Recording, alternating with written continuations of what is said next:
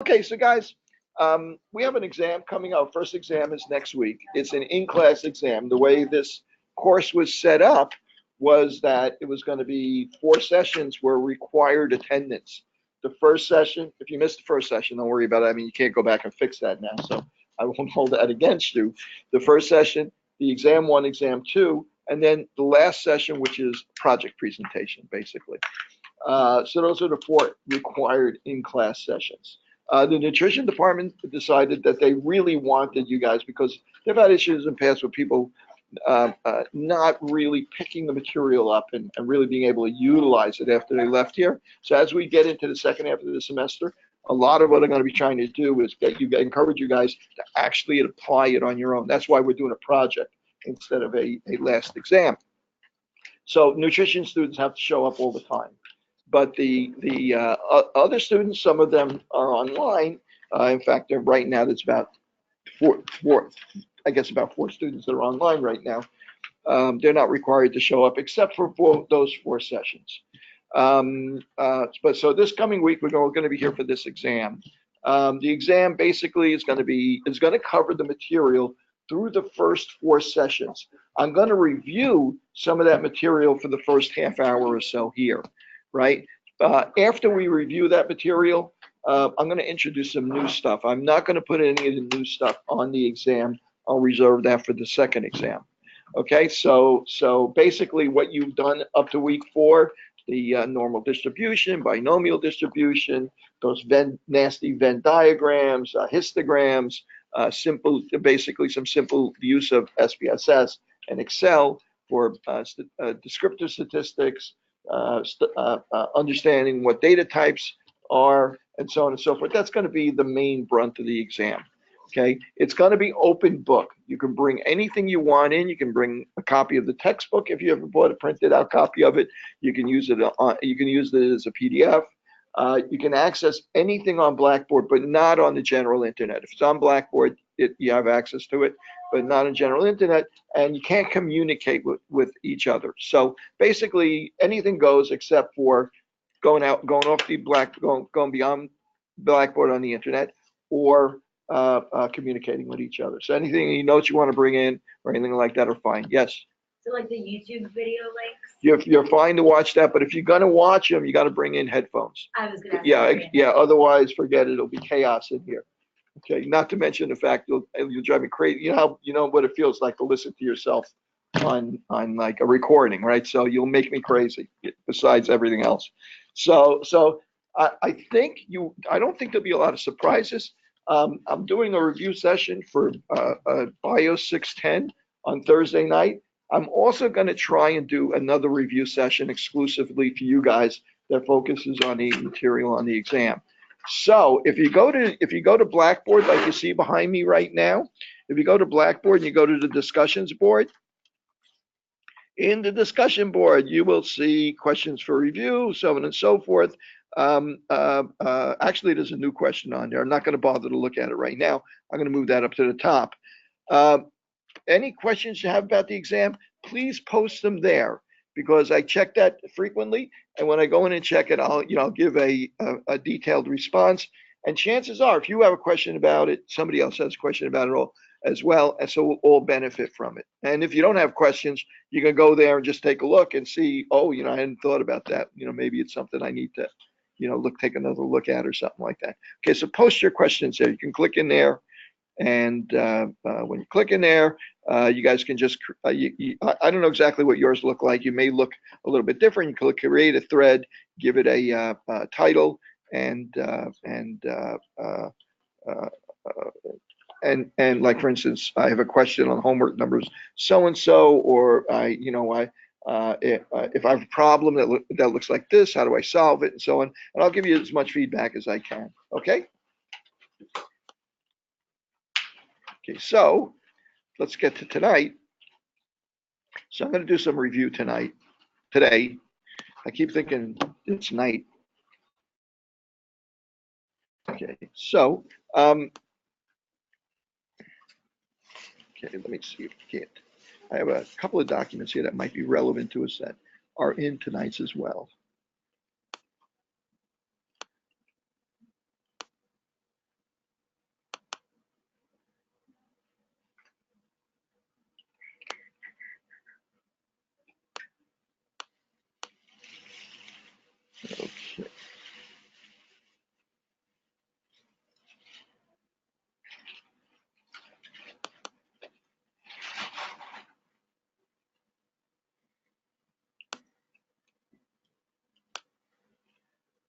Close this.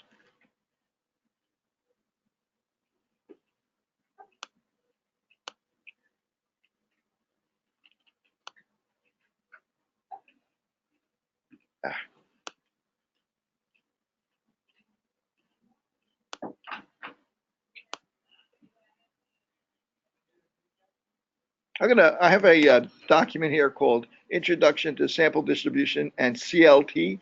CLT stands for Central Limit Theorem. We're going to get onto that in just a little bit. But I have a couple of introductory questions in here that are review of material that we've done before. And just to review just a little bit even further than that, let's think about what we've covered so far.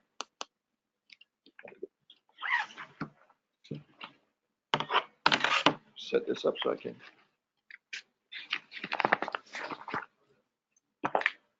do some sketches.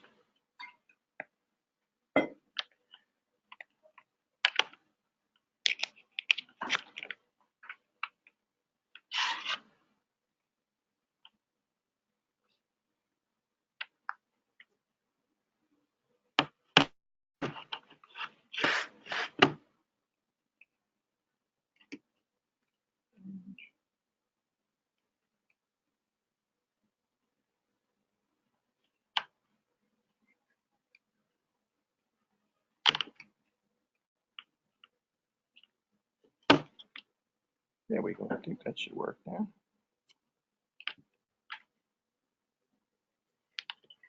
There we go. Okay. Okay. So one of the things we covered was data types, right? Remember nominal, categorical, ordinal, numerical, discrete numerical, and so on and so forth. You might want to review that. One of the other things we looked at was descriptive statistics.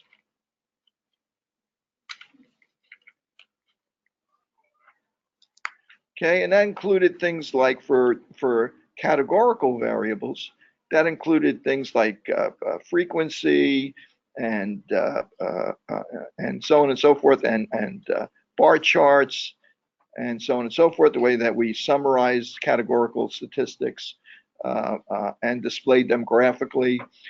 Then we also looked at numerical data types, discrete or like a number scale. And for that, we had mean, standard deviation, variance. We had a number of measures of that. Measures of the middle, which would be the mean, the median, the mode. We had measures of spread, standard deviation, variance, range. We had percentiles, and percentiles, ugly big brother, the interquartile range, right? So those are the kinds of things that we were looking at there. And we used Excel and SPSS to calculate those things. So there's probably going to be some stuff on there that, while you're not going to have to copy and paste into Word, like I want you to be able to do, like, with great fluency by the end of the semester, on the exam, you're not going to have to do that, but you may have to do an analysis using SPSS or Excel, your choice, or R, if you're working with R, your choice, in order to answer a question from a data set. I'll give you various forms, an Excel version, a text file, which you use with R, and an SPSS file. You can choose whichever one you want. I'll probably give you a histogram and ask you to interpret it. Like, in other words, this is frequency, and this is some measure down here, like, for instance, age, like 20 to 30, 30 to 40, 40 to 50, and ask you things about, what's the probability that someone in this possibility in this population is under 40, over 50, and so on and so forth. Maybe even a conditional probability based on that histogram. Okay, then one of the other things we then looked at we also looked at the normal distribution, right? And within the normal distribution, we use the normal distribution. In other words, if we know the mean and the standard deviation of a population, we can predict certain things. The empirical rule gave us a simple way to interpret this. right? We knew that if the mean was in the middle here, let's say mean it's 100 and the standard deviation is 10, we know that that means that 68% of that population is likely to be between, if it's perfect normal distribution, be between one standard deviation below the mean and one standard deviation above the mean. And since the normal distribution is symmetrical and the mean is in the middle, we know that that really means that this must be 34% and this must be 34%, this area in here. And then we also knew that within two standard deviations, we have 95% of the distribution, right? And so on. And again, we could deduce the various areas that are represented here. So we could use the empirical rule to make judgments about this. Like, in other words, what percentage of the population is below 80 in this case? 80 is roughly two standard deviations below, is actually two standard deviations below the mean. What percentages of this population is below that number? Well, below 80 would be, since that represents 95% of the population, that would mean we only have a 10%, 5% of the population left. So since, again, we know this distribution is symmetrical and is a similar tail at the top end after plus two standard deviations, that area has to be 2.5%. And we can deduce all sorts of things from here. Percentage from two standard deviations below to one standard deviation above. We could figure that out based on what we know about the empirical formula. Then we went on to refine this a bit, and we refined it by using either a z-table, z meaning the number of standard deviations away from the mean. We calculate that by just calculating the value you're interested in minus the mean, the difference between that value and the mean, over the standard deviation. So if we're 80, it'd be 80 minus 100 is minus 20, over 10 is minus 2. So that's the way we would get that. And we would refine this a bit by using our z-table to determine, even if we don't know, even if it's an exact number of standard deviations below or above the mean, we would be able to predict what percentage of the population. That's not a very good place to draw that. That's it. This, I think, is better. Okay, so we know that, let's say that I wanted to know same mean, same standard deviation. I wanted to know what percentage of the population was greater than, say, 114. Well, if I use this formula, 114 is going to be 114 minus 100 is 14. So I'll do it down here. 14 over the standard deviation, which is 10. Okay, it's going to be 1.4. It's going to be a plus 1.4 because it's on the right side of the mean, right? It's above the mean. So if I ask you what percentage of population were above that, I'd be looking at this area under the distribution, right? And then I would go to my table and I would look up in my z-table what percentage that represented, right? Except the only problem is with my z-table, it would tell me the percentage from that point down. It wouldn't give me the area that I was interested in.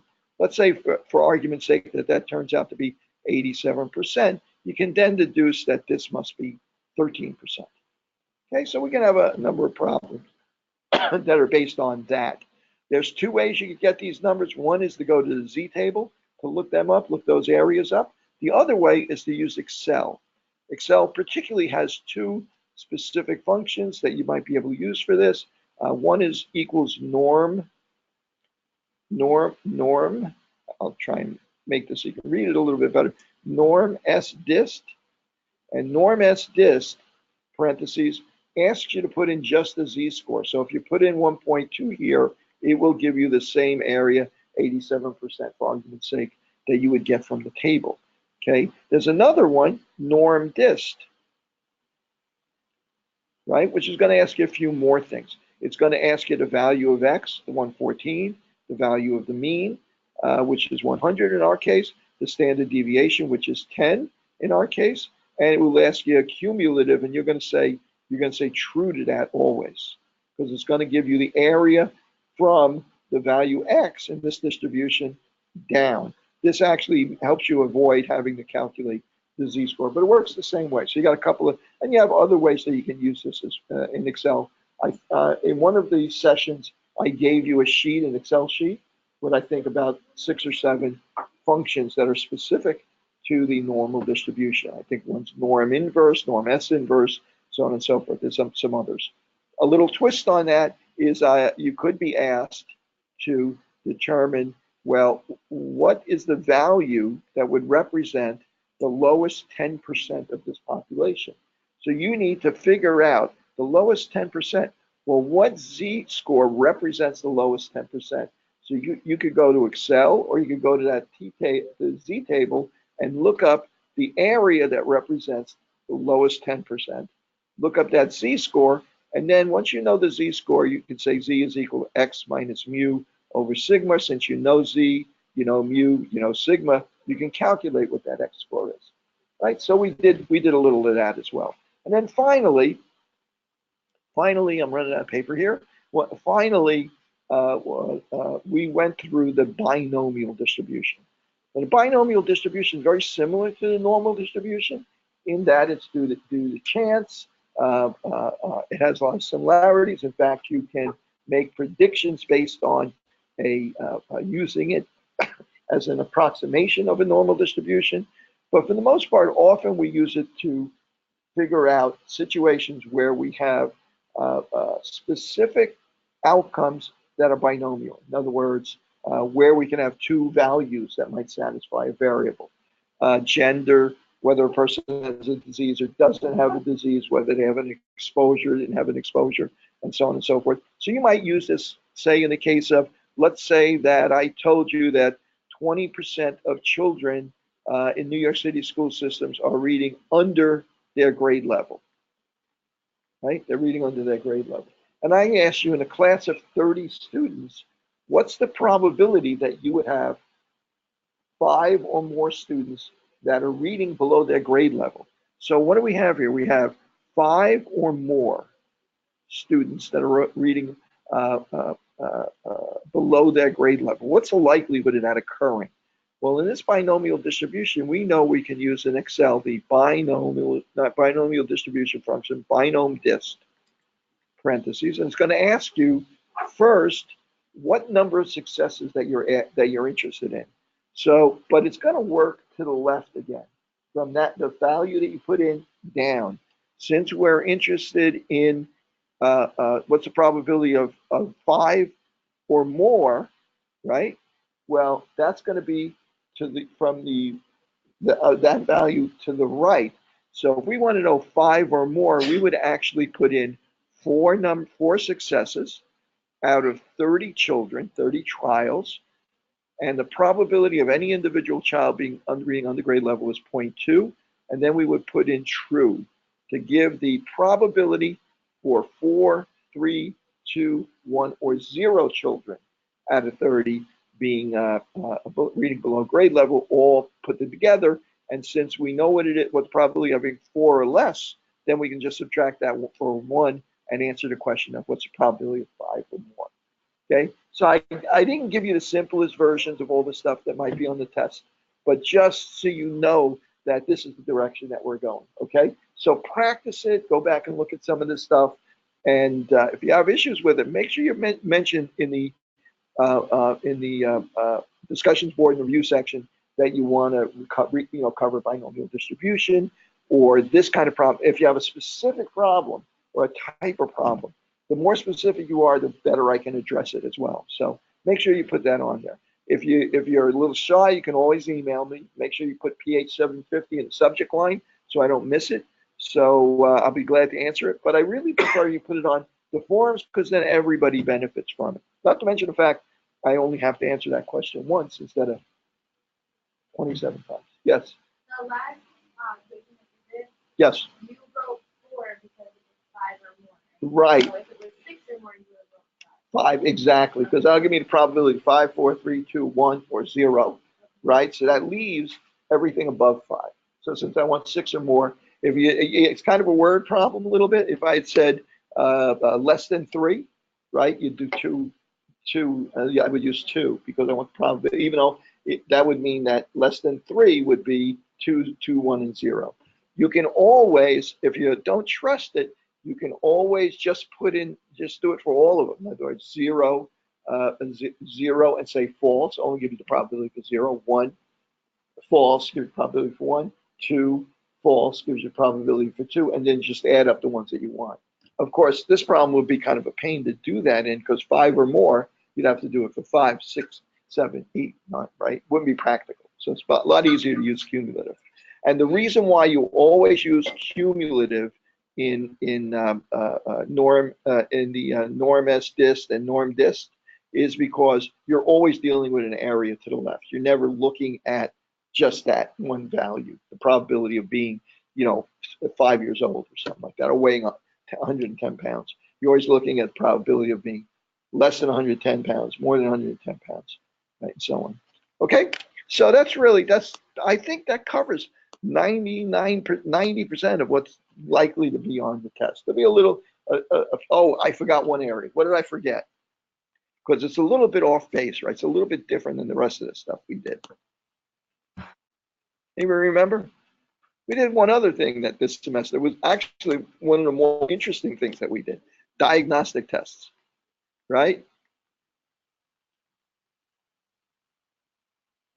Right, we call diagnostic tests, and we were looking at, for instance, probability that we have some people that have disease, people that don't have the disease, people that test positive on the test, people that test negative on the test, and I'm going to put in some numbers here: 90, 10, 100, let's say 400, 80, and 320, 170, 330, and total of 500 people. Okay, so let's take a look at this box. What is this box telling us? First of all, let's say this is a random selection of people from this population that were given this diagnostic test, and then we check to see whether the diagnostic test really predicted whether a person had the disease or not. We gave everybody another test that was kind of the gold standard that we know is 100% accurate. Okay, so let's take a look at this. How many people in this population first of all, how many people are in this sample from this population? 500. How many people actually have the disease? Right, 100 people have the disease, right? Everybody that's in this column has the disease. What percentage of the time did we correctly identify people that have the disease? We got the test correct 90 times out of 100, right? We got it wrong 10 times. So 90 times, what is this cell called? True positives, right? What is this cell called? False negatives, right? Think about it. First think, how did their test come out? The test was a negative, but they had the disease, so it was a false negative. Okay, I know I did it on purpose because I know it's confusing, right? So just so you know. So what is the sensitivity of this test? How good is it at identifying people that have the disease? I got to write 90 out of 100, so 90 over 100. The sensitivity is 90%, 0.90 and 90%. Well, next, we're going to take a look at this side. These are people that didn't have the disease. Well, 320 times, it correctly said that people that didn't have the disease were tested negative. And what is that? What kind of test is, what is that now? That's a true negative, right? Got it right. It's negative and it was correct. So it's true negative. Well, 80 people tested positive that don't have the disease. So what's that? What was the test? The test was a positive and it was wrong. So it's a false positive, right? So this is false. Okay, but what is our specificity now? Well, our specificity is how good it is at predicting people don't have the disease. How often did it get it right? Got it right 320 out of 400 times. So that's 80%. Our sensitivity is 90%. Our specificity is 80%. Okay, so the next thing I might want to be interested in is if a person tests positive, how likely is it that they actually have the disease? That's our positive predictive value. So the positive predictive value is going to be, let's see, how many positive tests did we have? 170 people tested positive. 90 of them were true positives, 80 of them were false positives. Okay, so out of the 170 people, 90 of them actually had the disease. So our positive predictive value is 90 over 170, right? Whatever that turns out to be maybe about 45% or something like that, 0.45. What's our negative predictive value? Right? That's how good is it at testing people that are negative, right? How many people tested negative? 400 people. I'm sorry, 320 people. 330 people tested negative. This is the total number of negatives. 10 were false negatives. 320 were true negatives. So 330 people tested negative. Of those 330 people, how often did we get it right? 320.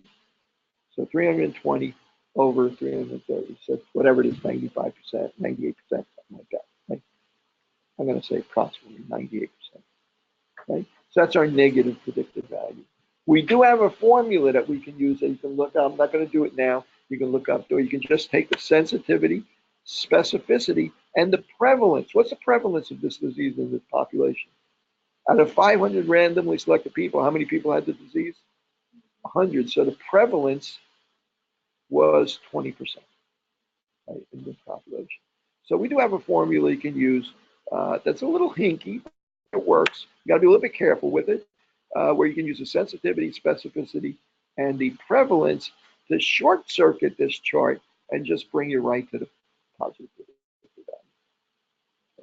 value. And on the exam, I will give you the formula, so you don't have to, but you're going to have it anyway because it's going to be on Blackboard and everywhere else. But I'll make sure there's a picture of it there as well.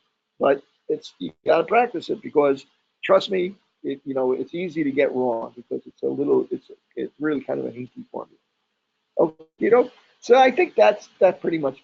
Now I think I can say with some confidence that 95% of what's going to be on the test is what we just discussed here. Any questions? Yes. Venn diagrams? Oh, Venn diagrams. Did I spend any time on Venn diagrams? I might have skirted through them pretty quick. They should be in at least one of the videos. Venn diagrams, where, for instance, a Venn diagram is you might take all of the possibilities that you have for certain outcomes. So, for instance, remember the binomial? We spoke about the probability of having a disease or not having disease. Let's say diabetes. These are the people, let's say people in A have diabetes, people in B don't have diabetes, right? Okay, notice that they don't overlap, right? They're exclusive because you either have it or you don't have it. There's no overlap. So if I asked you what the probability of A is, right, you could illustrate that just by, well, the probability of having diabetes is just the area here. And the probability of B is just that area in here. If I asked you what's the probability of A union probability of B, right? That's the probability of A or B. Both conditions satisfy this probability. What's the probability of having diabetes or the probability of not having diabetes? Well, that's both of these, right? Put together, because both of them satisfy that outcome, okay? Because they're exclusive, right? That's all the possibilities. You have it or you don't have it. What's the probability of A intersection the probability of B? I'll check on I'll highlight the video that has this in it, or I'll add a video so you have it available. The intersection means or, basically. Excuse me, and. This was or. Intersection means and. The probability of A and B occurring at the same time. Well, in this case, it's 0. Can't happen, right? You got to either have it or you don't have it. But if I asked you, for instance, if I asked you if I made another couple of circles here, and A is the probability of being left-handed, right? And B is the probability of having red hair, right? Well, there are some people that are left-handed and have red hair. So the probability of A being left-handed is the area, all of this area that's A, including the overlap of B. The probability of having red hair is all of the people that are in B, right? The probability of A union probability of B, which means either of these outcomes satisfy that probability, is everything here, including the area in here. Well, how about the probability of A intersection probability of B? Now that's an or, that's an and. Got to be both outcomes. Well, that's the area or the people that are in here. In other words, this area in here represents the probability of A intersection B, right there, right? Both conditions are satisfied at the same time. Right? And if we knew the numbers of the areas of these things, we could actually predict that, right? But that's this another way of looking at probabilities when they are mutually exclusive and when they're not mutually exclusive. Yeah, okay. So now let's say I asked you, there's also this idea, I brought it up at some point or another, must come up because somebody asked me this, right? What about complement? Well, you have probability of A, right? We know what that is. That's going to be, in this case, it's going to be this area here. In this case, it's going to be everything that's A over here. Well, what about the probability of not A, right? Probability of A is anything that is not A, right? So what's not A? Well, B over here is not A. And over here,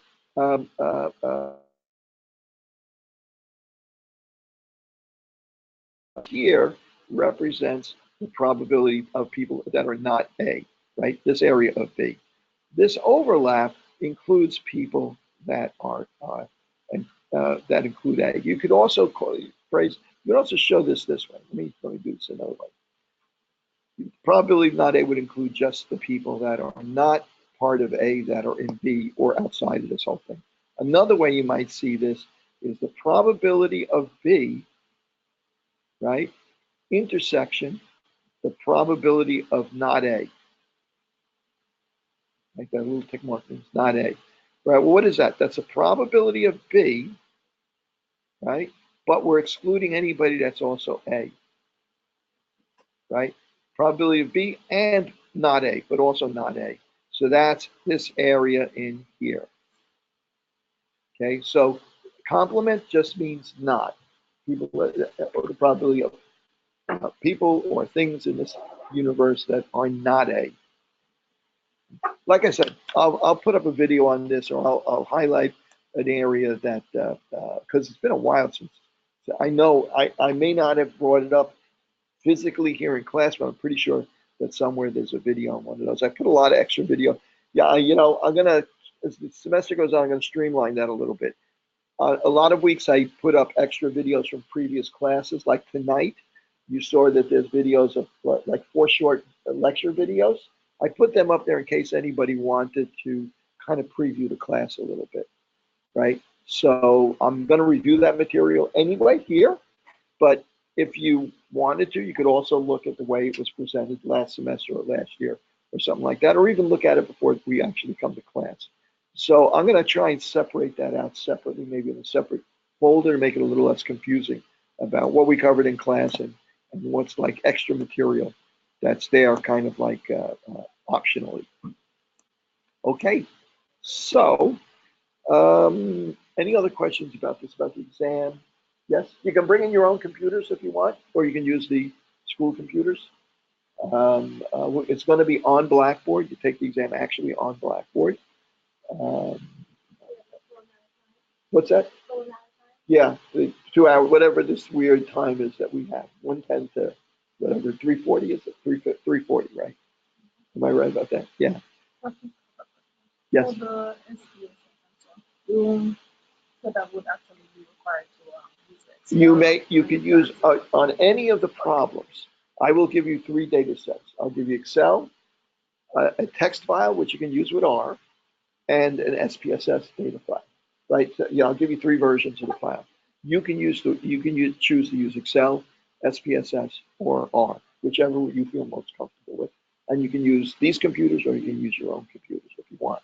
I won't make you cut and paste because I know some of you guys, myself included, have issues with weirdness on Word and so on and so forth. So I don't want that to. I want you guys to be able to do that before you leave this course at the end of the semester, to be comfortable with that. But for the exam, I don't want it getting in your way. Okay, getting any glitches on copying and pasting getting in your way. Okay, let's move on to some new and really interesting material. What we're going to do from this point on is really going to be the foundation for what we do for the rest of the semester. So from this point on, don't worry about it. What I say here is not going to be, well, you know, when I introduce this stuff, I'm going to do a quick example of the normal distribution, you know, quick example using normal distribution to figure out the probability, but only kind of as an introduction. But for the most part, anything I say from here forward is not going to be on the exam, right? Except for, remember, keep in mind, keep that one caveat in mind, that I'm going to do a little bit, a quick example of normal distribution that will be on the exam, but only as kind of an introduction. Okay, so if you guys could, if you could open this document, Introduction to Sample Distribution and Central Limit Theorem .doc. It's a Word document. It's buried. It might be buried in the lab folder rather than the main area. Okay, I want to open that up, and there's a second document I want to open up as well, and that document is Random Number Table.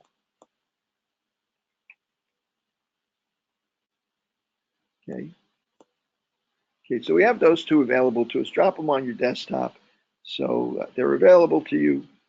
What's this? Oh, I know what that is. Okay. Okay.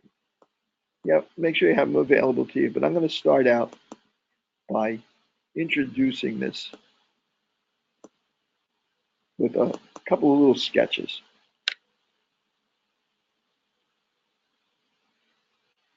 Okay. I'm sorry. Sure. It's going to be the random number table and the introduction. Where did it go? There it is. Introduction to Sample Distribution and CLT, Central Limit Theorem.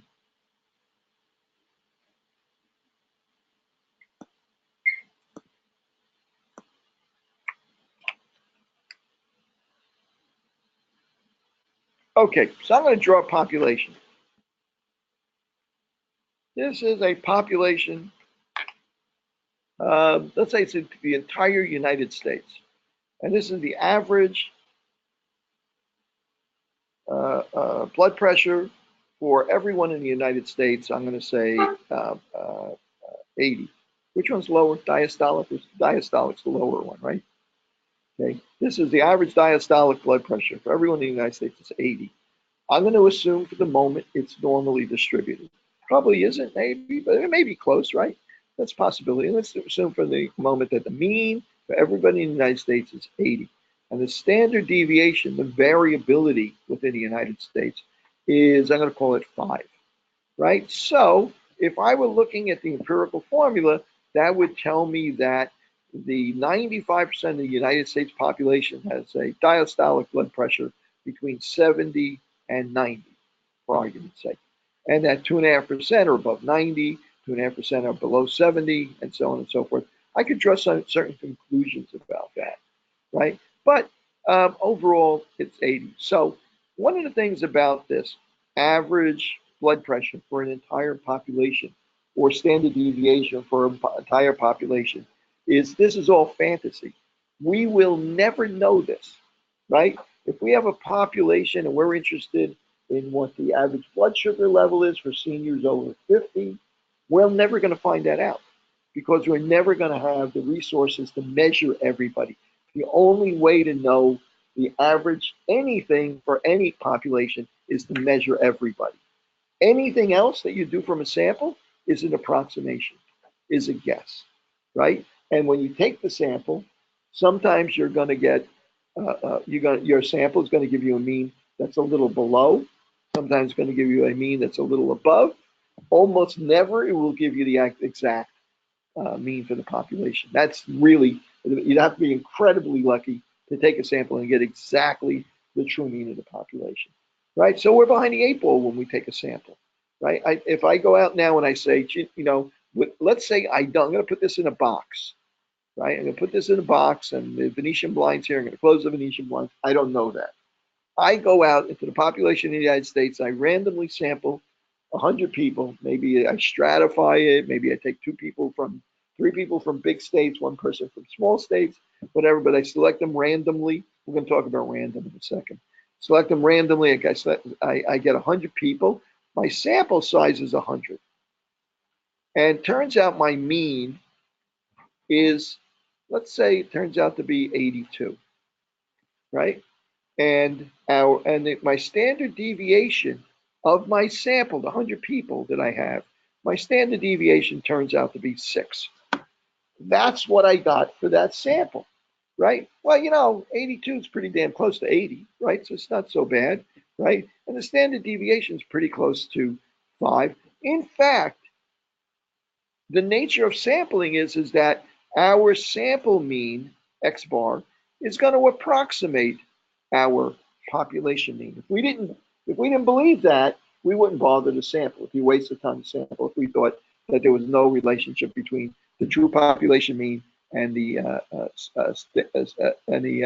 sample mean. And intuitively, most of us will say to ourselves, I got a sample size of 100. If that sample size is 10, probably wouldn't be as reliable. If that sample size was 1,000, say to yourself, that's probably more likely to be close to the mean than a sample of 10 or a sample of 100. Right? Intuitively, we say to ourselves, gee, a bigger sample is probably better, because it's more likely. But when I see that 82, I might say to myself, that's great that I got 82 for my sample. Then I'm going to publish and say, well, the average blood pressure in the United States is 82. But in the back of your mind, you're going to say to yourself, maybe I had really bad luck that day, and instead of 82, you got 88. And now all of a sudden, it throws off all our predictions on how diastolic blood pressure predicts heart disease and so on and so forth, and it becomes a real mess, right? So we really need to know how well we've predicted what the mean is. Problem is, we're never going to know the mean. So how are we going to get around it? How are we going to wrap our heads around how good is the results of my sample? How reliable is that in predicting what the true mean is without ever knowing what the real mean is? Is there a way for me to say this is a good predictor or this is not a good predictor without ever knowing what the actual mean is? That's what statistics really is all about. Statistics is all about predicting something and then understanding what the probabilities are that you're right or wrong, right? Because most of the things you're taking statistics, remember it's called statistics. It's not called parameters, right? So statistics, you're working with samples all the time. So it's really critical that you understand how well this works. Okay, so let's think about this. So we know that 95% of the population, we know this only because, I let you in on a secret, right? 95% of the population is going to be between 70 and 90, and you're going to get a few more people as low as 65 and as high as 95. Very rarely, remember, this is asymptotic, so it's not impossible. That never mathematically, it never really goes to 0. But as well as I do that, you're not going to find people with diastolic blood pressure of 3 because they're dead, right? So 3 is good as 0, right? So eventually it completely tails out to nothing. But say to yourself, let's say, okay, so now let's say I'm going to take a sample of 100 people, right? I go in and randomly sample 100 people from this population. So what do you think? What is it like? I'm going to write down some likely means I would get from a sample of 100, right? So from a sample of 100 people, what do you think, just randomly sampling these people, how close to 80 do you think I get? Give me a rough idea. What do you think? Think 82, right? How about if I did it again? Maybe 79? How about if I did it again? Maybe 81? How about if I did it again? Maybe I got lucky, 80. How about if I did it again? Maybe 76? Maybe I got a really bad sample, 76, right? But you notice that these numbers, they're not as extreme as the numbers in the population. In order for me to get a sample size of 100 and get a value less than 70, I'd have to randomly pick everybody that's in this little part of the population. How likely is that to happen? Right? That's astronomically unlikely to happen. So the fact that I sample, right? The fact that I sample all these times, right? When I sample, the sample tends to be less variable than the population. The sample means, repeated sample means tend to be less variable than the population. You know, we're going to do an exercise now. We're going to take a population and we're going to take a sample, small sample from that population, and we're going to do it repeatedly. And then we're going to take the means that we find from each time we took a sample, and we're going to look at how those means behave, right? So why am I doing that? Because I want us to understand the nature of samples from a normal population, the nature of how they're distributed, and the mean that if I look at these numbers here, interesting thing is that half the time they're going to be below the mean, half the time they're going to be above the mean. So X bar, if I do it over and over and over again, the average of all these results of repeated samples is going to be closer to 80 than any one of these individual ones are, right? And the standard deviation for all of these, the variability is going to be less than the population variability. So we're going to actually give that a try. Okay, so the way we're going to do that is, I have a pseudo random normally distributed population. This you can make it. There's a function in Excel where you can create like a normal distribution of numbers from whatever 0 to 100 or something like that. These numbers are a population which is normally distributed. So I could go. I think I gave you an Excel file that says the same thing. Population of 100 Excel. I'm going to open that up too. It's the same thing that's on that page, except laid out in an Excel file. There we go. Okay. So if I wanted to find the mean of the entire population, in other words, mu, what is mu for this population? Mu is going to be the average of the entire population. I'm going to take the entire population, all these numbers, find the average. The average comes out to be 50. Actually, to tell you the truth, I think it's a little off from 50, but I must have that cell rounding. And what is the standard deviation? I'm going to call it sigma. The standard deviation of the population. Remember, this is the population I'm talking about. Standard deviation of population is roughly 9. Okay, so if I drew this population, it would have a mean of 50 and a standard deviation of 9. 95% of these values are going to be between 18 below 50, which is 32, and 68, right? I see every once in a while, I see it's 69, so it's not like it got 100% of them, but 95% is going to be between those two. It's not a big population. It's a very modestly sized population. The population is anything you define as a population. Could be, all coal miners between 40 and 50 years old that worked in West Virginia, right? So that's a population. That's a group, a cohort, or a population. So that's my entire population. Now, what we're going to do is we're going to randomly sample 9 people from this population. Our sample size is going to be equal to 9. Okay, how am I going to do that? Well, one way I could do that is 40. I'm going to just randomly pick like a phone. You ever see like a movie, the old black and white movies? The guy random just takes the yellow pages and pokes his finger in it or something like that, right? Or takes a map and pokes his finger. I'm going to do the same thing here. I'm going to say, okay, 52, 63, 43, 49, so on and so forth. Is that a random sample? I mean, if I'm left-handed, I might skew to one side. If I'm right-handed, I might skew to another side. That's not really a random sample. I mean, you can't really just look at things and take a random sample. You're going to be biased in some way, one way or another, whether physically or you just happen to notice some numbers better. You've seen these things that are on Facebook or the internet all the time, where like they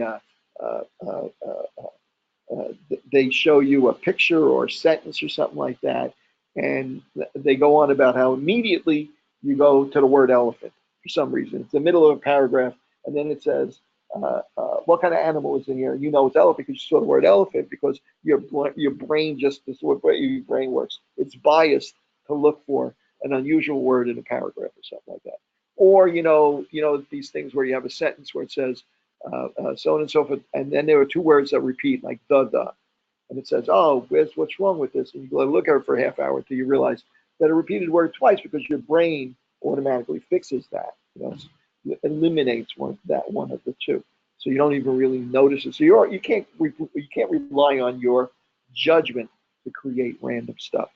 You can have a computer create random stuff for you, but that's ironic, right? A computer, you got to write a program, and it's got to be, you have to write a program, machine generate random numbers. There's techniques they can use to kind of generate random numbers from computers, right? But it's also something that's not really random. It's based on some algorithm that somebody had to write that approximates a random number.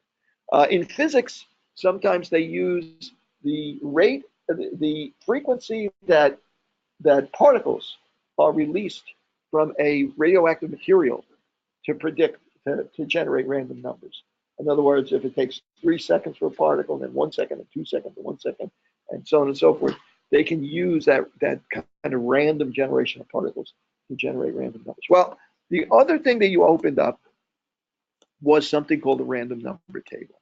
Someone has gone through the trouble of creating a book, believe it or not, with random digits. All these digits were created either with, actually, you could probably go back and it'll tell you how it generated these things. You might even be interested in like researching this a little bit. You gotta be kind of a random number geek to do that, I understand, but some people might be interested in how this works, right? Somehow or other they generated this, and somewhere in this book they explain where these came from. But you can start at any one of these tables, and whatever did this, computer, some physical thing, whatever they used to do this, these numbers are random. In other words, 3710062499263.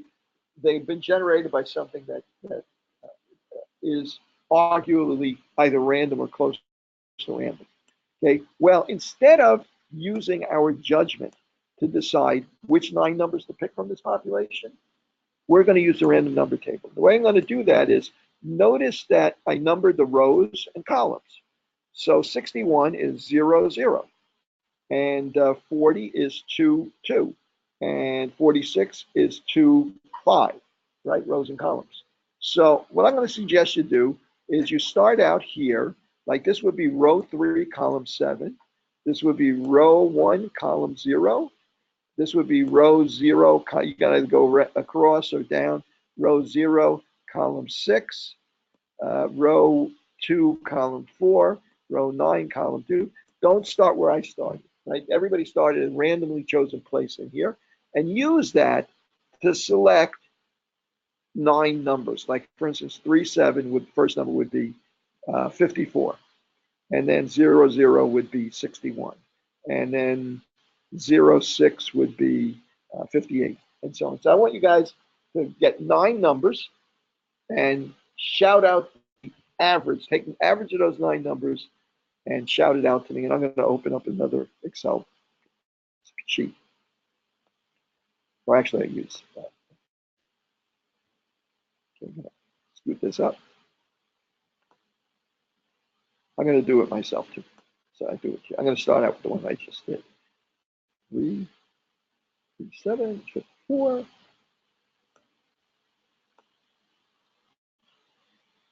And it's annoying, especially with a small screen. 0, 065. That's a big number.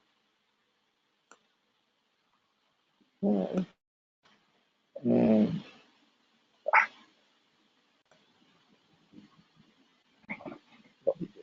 get that out of the way.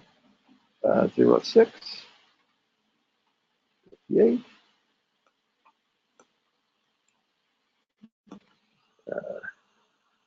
25, 44, 45.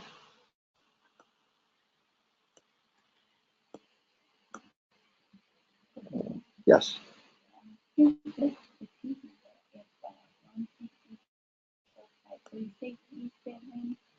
Line 2 is 46.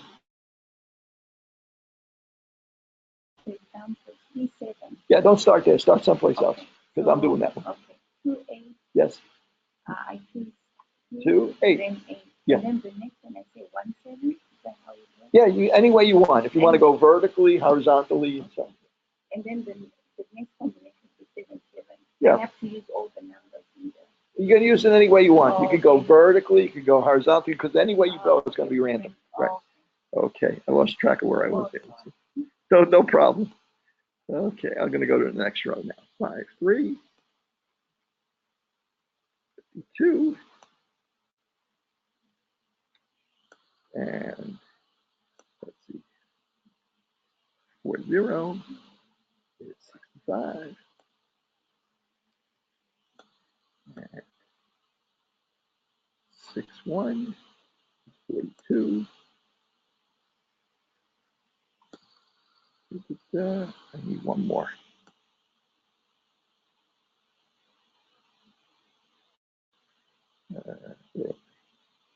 38, 38, 3, and 64. Okay, I got my 9 numbers. I can find the average now.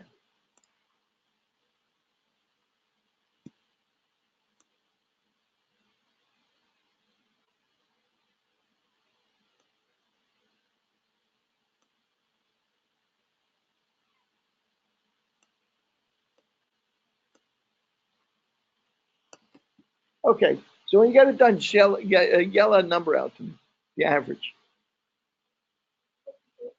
Okey-doke. Okay.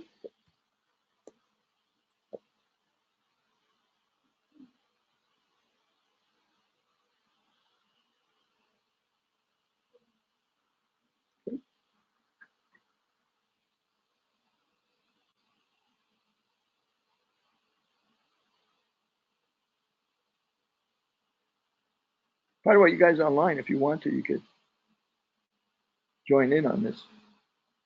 Just type in whatever you got in there.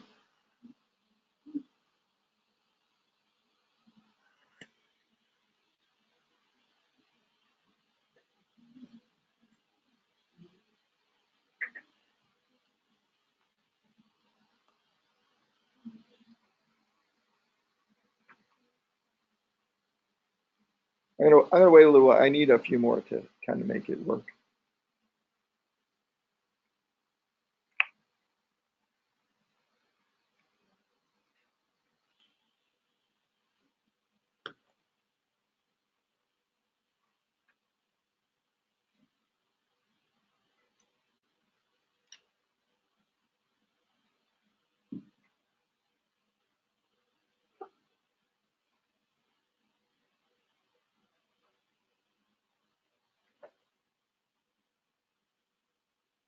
Kind of tedious, right? This idea of like randomizing, right? But it's critical to what we have to do when we take a sample.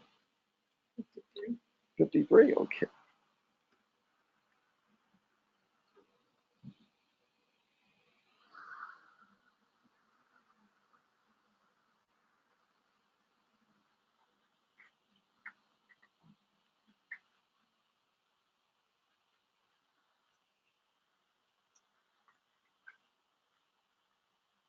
The next time I'm going to do this, I'm going to hand out printouts.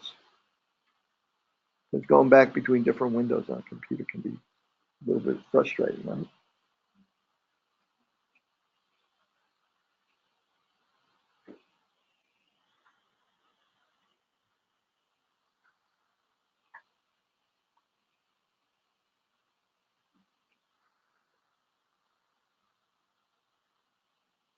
Only 9 numbers, guys. I don't want to rush you, but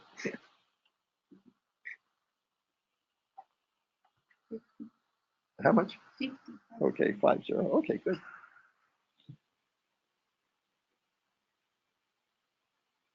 Just another couple. Okay. 64. Jeez. Okay. That's what I would call kind of an outlier.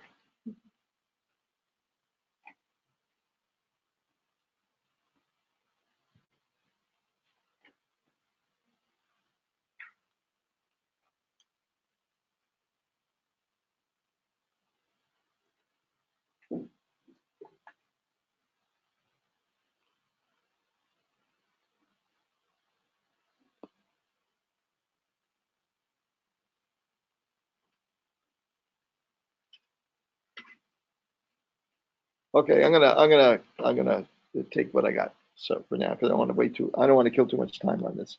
Okay, I'm gonna dish the 64 for time being because I want to. It does because you have such a small sample. That one's kind of an unusual value because there really aren't that many numbers that are above 64, right? There's not that many in there. So I'm gonna find these are my samples over here. These are repeated samples of size 9, right? Sample size 9.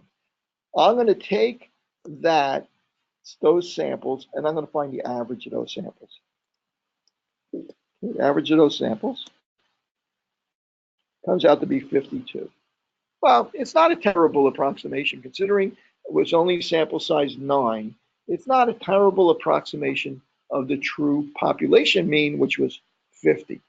Well, next time I'm going to call that X bar, right?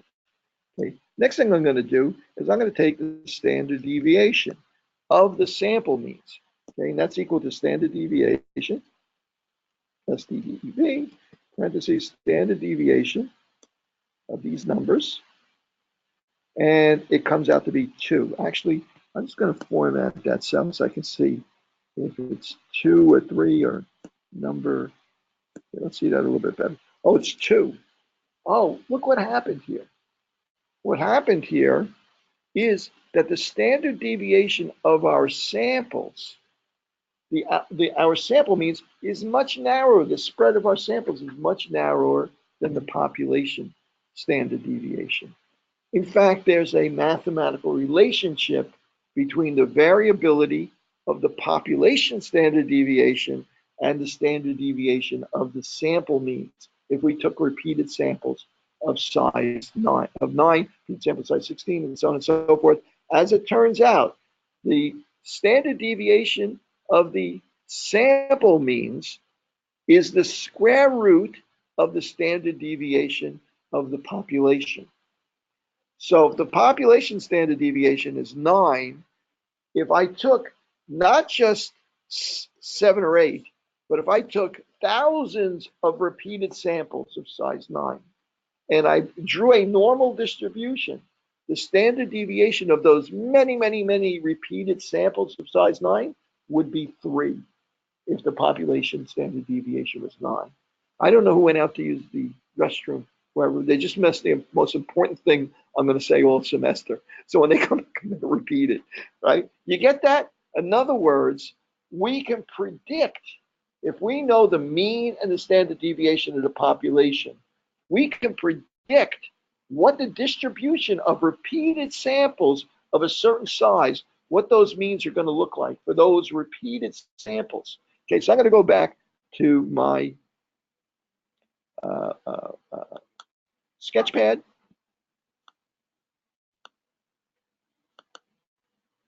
And I'm going to draw this population that we were just working with. This population we were just working with, right, looks something like this, has a mean of 50 and a standard deviation equal to 9. That's the mu is equal to 50, standard deviation is 9. Okay, if I take samples of size 9, right, so sample size is 9, if I took many, many, many thousands of samples, then the distribution of those sample means would be narrower than the distribution of the population. And it would have an average, X bar, it would have an average equal to 50. In other words, the mean of those repeated samples would approximate the mean of the population. But the standard deviation of those repeated samples is going to be smaller instead of having a standard deviation, it's going to be the square root of sigma, excuse me, it's going to be sigma over the square root of the sample size. That's what I meant to say. The standard deviation of the sample is going to be sigma over the square root of the sample size. It comes out the same thing as it happens. Okay, so in other words, in this case, it would be the square root of 9 over, is going to be 9 over the square root of 3. Okay, so that's 9 divided, square root of 9 rather. 9, it's going to be 9 over the square root of 9, which is 3. 9 over 3 is equal to 3. Right? Sigma is going to be, standard deviation is going to be equal to 3. Standard deviation, if I take a sample size of 100, is going to be 9 divided by the square root of the sample size, which is 100. Okay, so that's going to be equal to 9 over 10, or 9/10, a little bit less than 1. Okay? So what happens? As the sample size gets bigger, the probability that you're going to be far from the true population mean gets smaller. So even though we don't know what the true population mean is, we can predict how likely it is we're going to be close to that by looking at the standard deviation of the sample and looking at the sample size. That'll help us predict how far away we are from the real population mean. Okay, we'll never know what it actually is, but we can now start to predict how likely it is that we're pretty close to it. If I take a sample of size 100, I know there's a good likelihood I'm going to be close to it. If I take a sample of size 9, I know I'm going to be close, but not really as close as I would be if I took a sample of size 100. Where we're going to take this rule, where the standard deviation of repeated samples is going to be equal to sigma over the square root of the sample size. We're going to take that rule and we're going to call that new number, we're going to call that the standard error. Because the standard deviation of repeated samples and the standard deviation sigma of the population is going to get a little messy if we don't distinguish them. If we start talking standard deviation of population, standard deviation, repeated samples, and so on and so forth, we're going to call standard deviation of repeated samples means we're going to call that the standard error instead of the standard deviation. It is a standard deviation. It's the standard deviation of the 50, 54, 52, 59 of taking repeated samples, standard deviation. Those means as if I looked at them as their own normal distribution. Okay, that idea is called the central limit theorem. The central limit theorem even goes a little bit further. The central limit theorem also tells us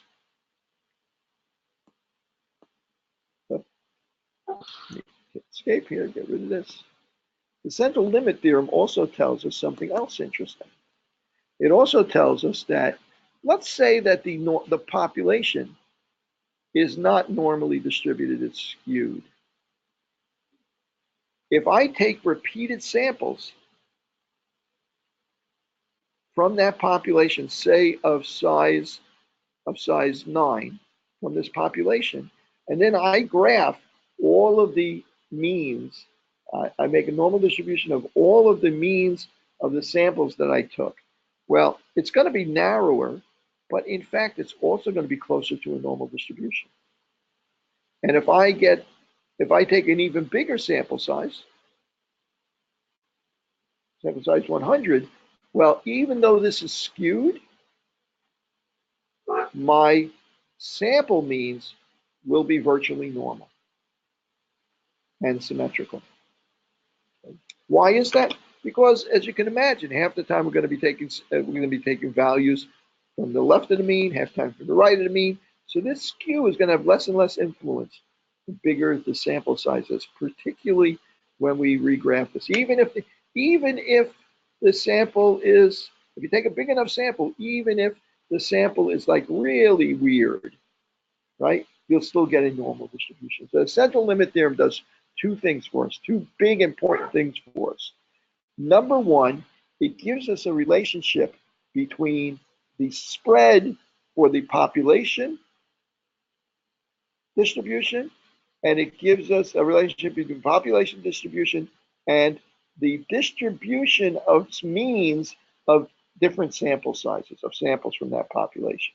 right? In other words, standard deviation or sigma for the population versus the standard deviation for the sample means, right? Or what we call the standard error, right? Either one of them, right? So it gives us that relationship. And that relationship is we take sigma and divide it by the square root of the sample size, and it gives us the standard deviation for repeated samples of that sample size. How spread out repeated samples of size n, whatever it is, 9, 100, 200, 500, so on and so forth. That's kind of an important distinction. Okay? And we're going to put that to work to help us understand how well we know the true population mean from a sample that we take from that population of a certain size. I think now's a good time to take a break. Okay, because we're gonna forget about this, wipe this clean out of our memory, and we're gonna see how we're gonna apply this. I don't want you to worry about this background, just really how to apply it in a second. Yes. Standard error is equal to sigma over the square root of n. That's the standard. It's the standard That's the standard deviation of repeated samples of size n, right? It is a standard deviation. Yeah, to distinguish it from the standard deviation for the population, which we also call sigma, right? So just so you remember, a standard error it's just a tool to remember. It is a standard deviation, but it's a standard deviation of what you would have gotten if you took the same sample size over and over again from the population and did the distribution. Okay, take a break, 5 minutes, 10 minutes, and we'll pick this up again. Yes.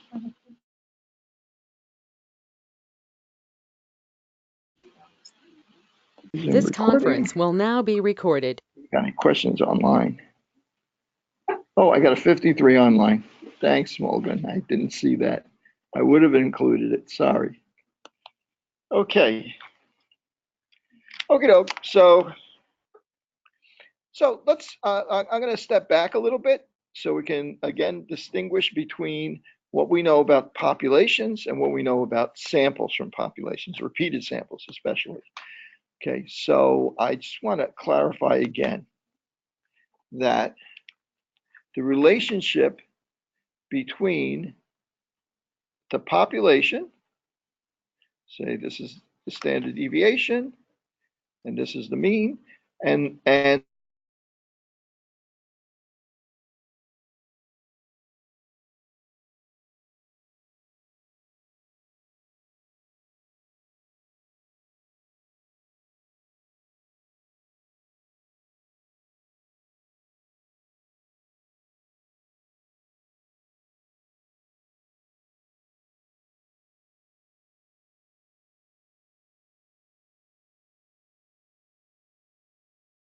approximation of the mean of the population, but the relationship between the spread of the population, the standard deviation or sigma of the population, and the standard deviation of the repeated sample sizes is going to be equal to standard deviation of these samples, a repeated sample means, repeatedly done sample means, is going to be equal to the standard deviation of the population divided by the square root of the sample size.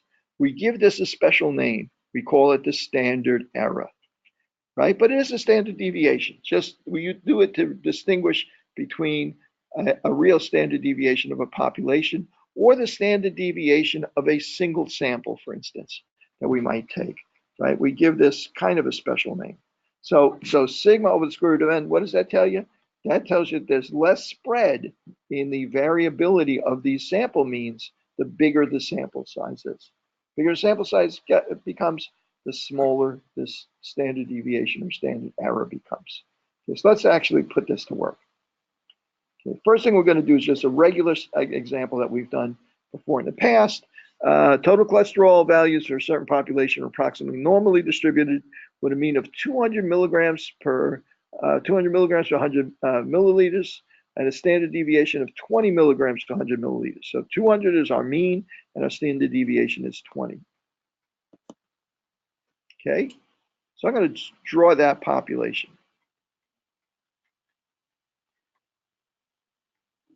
Right? The mean mean is equal to 200, and the standard deviation of the population, sigma, is equal to 20. These are both things we never really wind up knowing. Okay, so if we're just looking at the population, what's the probability of an individual picked at random from this population is going to have a cholesterol between 180 and 220? Okay, well, between 180 and 220 should be pretty simple, right? Because we can see right off the bat that that's going to be an even number of standard deviations. So 180 to 220 is going to be one standard deviation below, one standard deviation above. So we know that that is 68%, approximately 68% of the population. We use the empirical rule. Okay, well, let's see what we got next. Between 160 and 240. Again, we got lucky because it's exactly 2 standard deviations below and 2 standard deviations above. And we know the probability of picking an individual within this range is 95%. Why? Because 95% of the population is within that range. Okay, what's the next one? Next one is greater than 225. Okay, well, things going to get a little hinky there. 200, we have 200, 220, 225 is going to be around here somewhere. And we're interested in the probability, or we could also phrase it the percentage of people in this population that have a cholesterol over 225. Okay? So we need a z-score for that. We have to know how many standard deviations that is. Since it's not an even number, we'll calculate it. Z is equal to x, the number we're interested in, minus mu over sigma. And that's going to be 225 minus 200 over 20. It's going to be 25 over 20, and that's going to equal to 1.25. Okay, assuming I'm right there, I'll move on from there. Z-score is equal to me plus 1.25, plus because it's to the right. Well, if I go to my tables, right? If I go to my, let's see, Z table, they use it either the Agresti one, or you can use the one in the back of your book. And I go and I look up a Z-score of 1.25, 1.20, 1, 2, 3, 4, 5. It represents 8.8944. I'm going to go back here.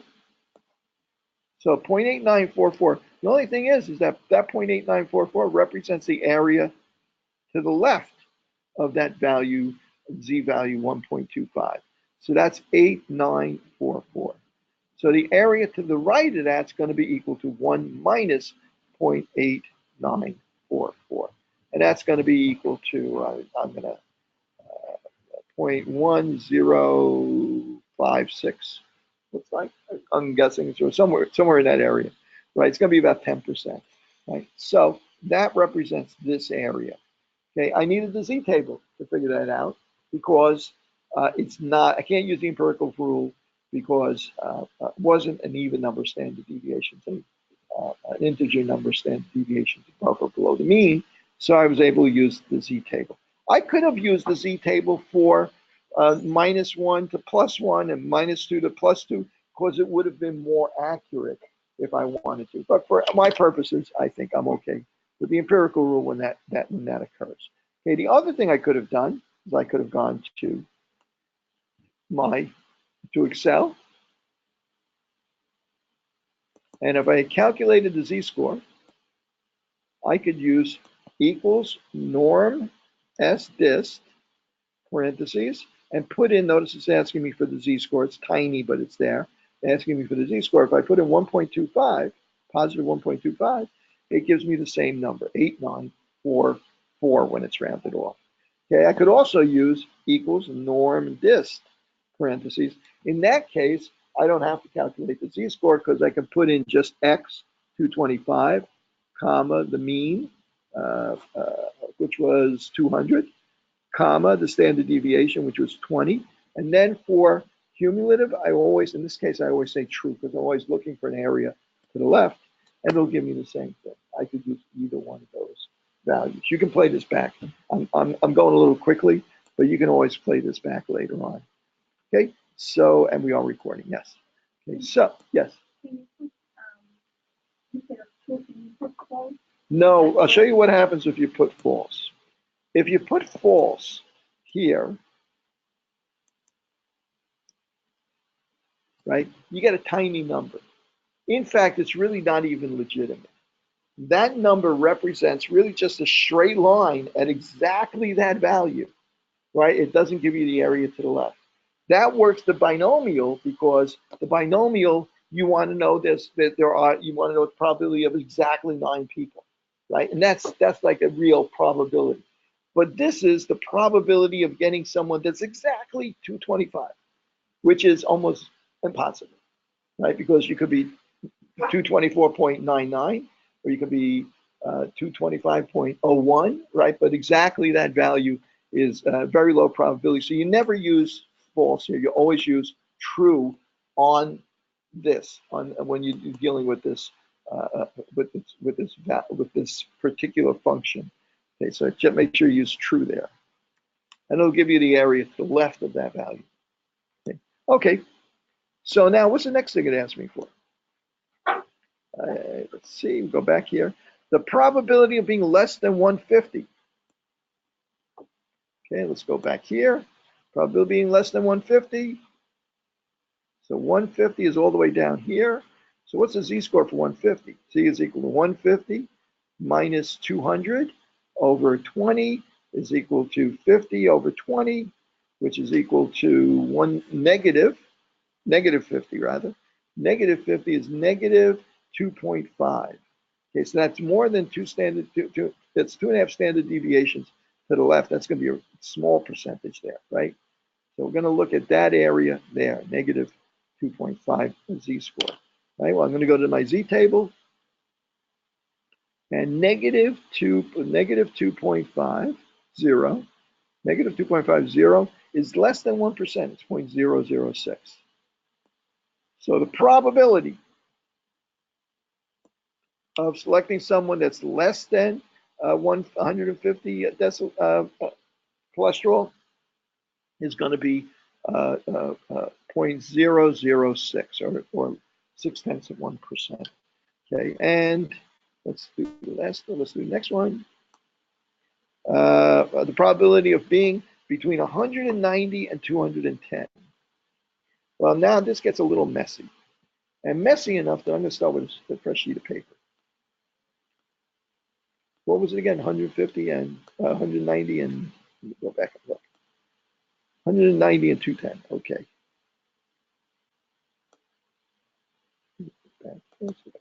That's good. Right. This is all a review. Right. This is all stuff that's going to be on the test because it's normal distribution. 200. Right. Sigma is equal to 20, 190, and 210. Well, my table does not give me the area between here and here. And it's not an even number of standard deviations, so I'm not going to use the empirical formula. So my table only gives me the areas to the left of values. So what I can do is I can say, well, if I take the area for 210, that area is everything from there left. And then if I take the area from 190, that would be everything from here to the left. So if I just take the area for 210 and subtract the area from 190, it gives me the area that I'm interested, which is between the two of them. It's left behind. Okay, everybody comfortable with that? Sure. Okay, I'm gonna let me undo a few times here.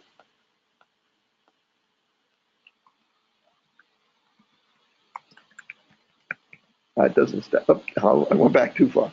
Okay. Okay.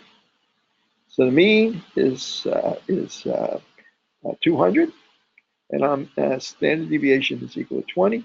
And I want to know the probability of selecting someone that's between 190 and 210. Okay, so I can use my z-table. And my z-table, if I look it up for 210, I'm going to actually go ahead and do it. Z is equal to x, which is 210, minus 200 over 20. That's equal to 10 over 20 is equal to 1/2. 0.5, right? 0.5, that's a positive 0.5. So the z-score for here is 0.5. The z-score for 190 Z-score is equal to 190 minus 200 over 20 is equal to minus 10 over 20 is equal to negative 0.5, right? So that's going to be a z-score of negative 0.5, right? So I'm interested in the area between these two. The probability, the percentage of people of probability that are between 190 and 210. But my table only gives me, if I look up the z-score for 210, it'll give me the area to the left of that, from there down, right? But if I look up negative 0.5 for 190, it'll give me the area from 190 down, right? So actually, the area from 190 down isn't contained in the area for 210. It's part of it, right? So if I find this area is equal to, say, 80%, and this area is equal to 40%, well, if I take this area away, I'll be left with 40% here. I'm going to do the actual numbers now, but by subtracting this area from the overall area, I'm left with just the area that I'm interested in. So I'm going to go to my t-table. What was it again? It was plus 0.5, plus 0.5, plus 0.05. It's going to be 0.6915. This area from 210 down is 0.6915. 69% of the distribution is from here down, right? Well, how about from 190 down? From 190 down, see, it's going to be negative 0.5. 0.5 is going to be 0.3085. Okay, this area in here is 0.3085. So if I take my 69.15% or 0.6915 and I subtract my 0.3085 from it, I'm going to wind up with, I do old math, right? If you're wondering if it's 3 is 8. This probably looks foreign to you guys because you took a whole different kind of math than I took. 0.3830, about 38% of this population. Makes sense, right? 69 versus 31 is 38% of the population is between 190 and 210. Okay, just a different way to manipulate this. Okay, so now that's kind of our exercise on that. You know, the only last thing I might want to review on that, you know, just before we go away from this for quite a while, is I just want to bring up one other thing. Same distribution. The mean is 200. The standard deviation is equal to 20. What if I asked you, what blood pressure do you need, excuse me, what cholesterol do you need to be in the lowest 20% of this population? Well, the lowest 20% of this population are the people that are in here, right? The area that represents 20%. The only problem is I don't know what that number is. I know it's under 200 because 20% is to the left of the mean, right? So the mean is 50% of the population. So it's to the left of the mean. So I know it's to the left of the mean. So it's a negative z-score, but I don't know what that z-score is, right? So I need to find a z-score that's represented by 20%. So I'm going to go over here to my table, and it's going to be on the negative side. And I'm going to look up, instead of looking up a z-score and finding an area, I'm going to find an area in here to have it tell me what the z-score has to be. So I'm looking for 20%. What's closest to 20% is going to be, well, here's one right here. This looks like as close as 20% as we're going to get right here, 2.2005. Okay, and what is that? What z-score is that? It's negative 0.84. So the z-score there is, my z-score is equal to negative 0.84. Okay, that's nice that I know the z-score now. But what cholesterol does that represent? Well, you know what? Remember our formula? Z is equal to x minus mu over sigma. I could use this formula because I know what the z-score is already. So instead of looking up the z-score, calculating the z-score, I can put it in here. negative 0.84 is equal to x minus mu over sigma. What else do I know here? I know what mu is, that's 200. What's sigma? I know what that is, that's 20. The only thing I don't know is x. So when you got an equal sign over here, one of the things you can do is just cross multiply. That's 0.84 over 1, right? So there's other ways. You can say times 20 times 20, right? Either way. Any way you do it, you're going to wind up with x minus 200 is equal to negative 0.84 times 20. Okay, hope I didn't screw that up. Okay, so x minus 200, I can bring the 200 over to the other side. So x is equal to 200, becomes a plus, minus 0.84 times 20. Okay, well, let's calculate that out. 0.84 times 20.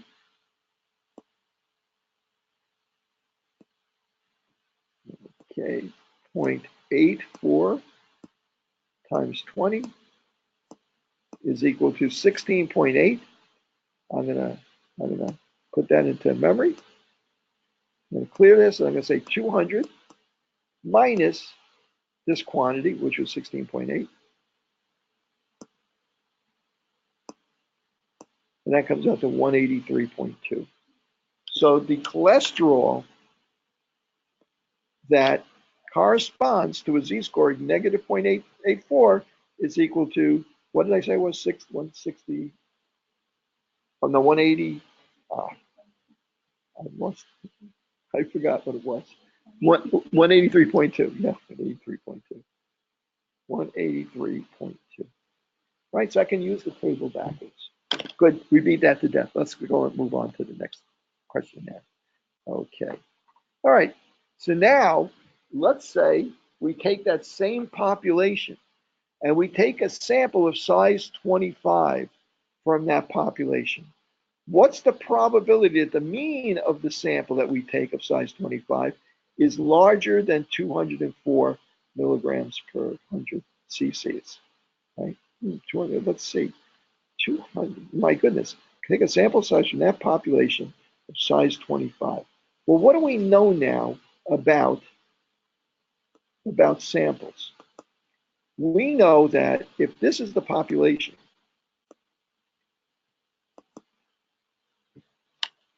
we know now that if the population, I'm going to put it up here small, population has a mean of 200 and a standard deviation of 20.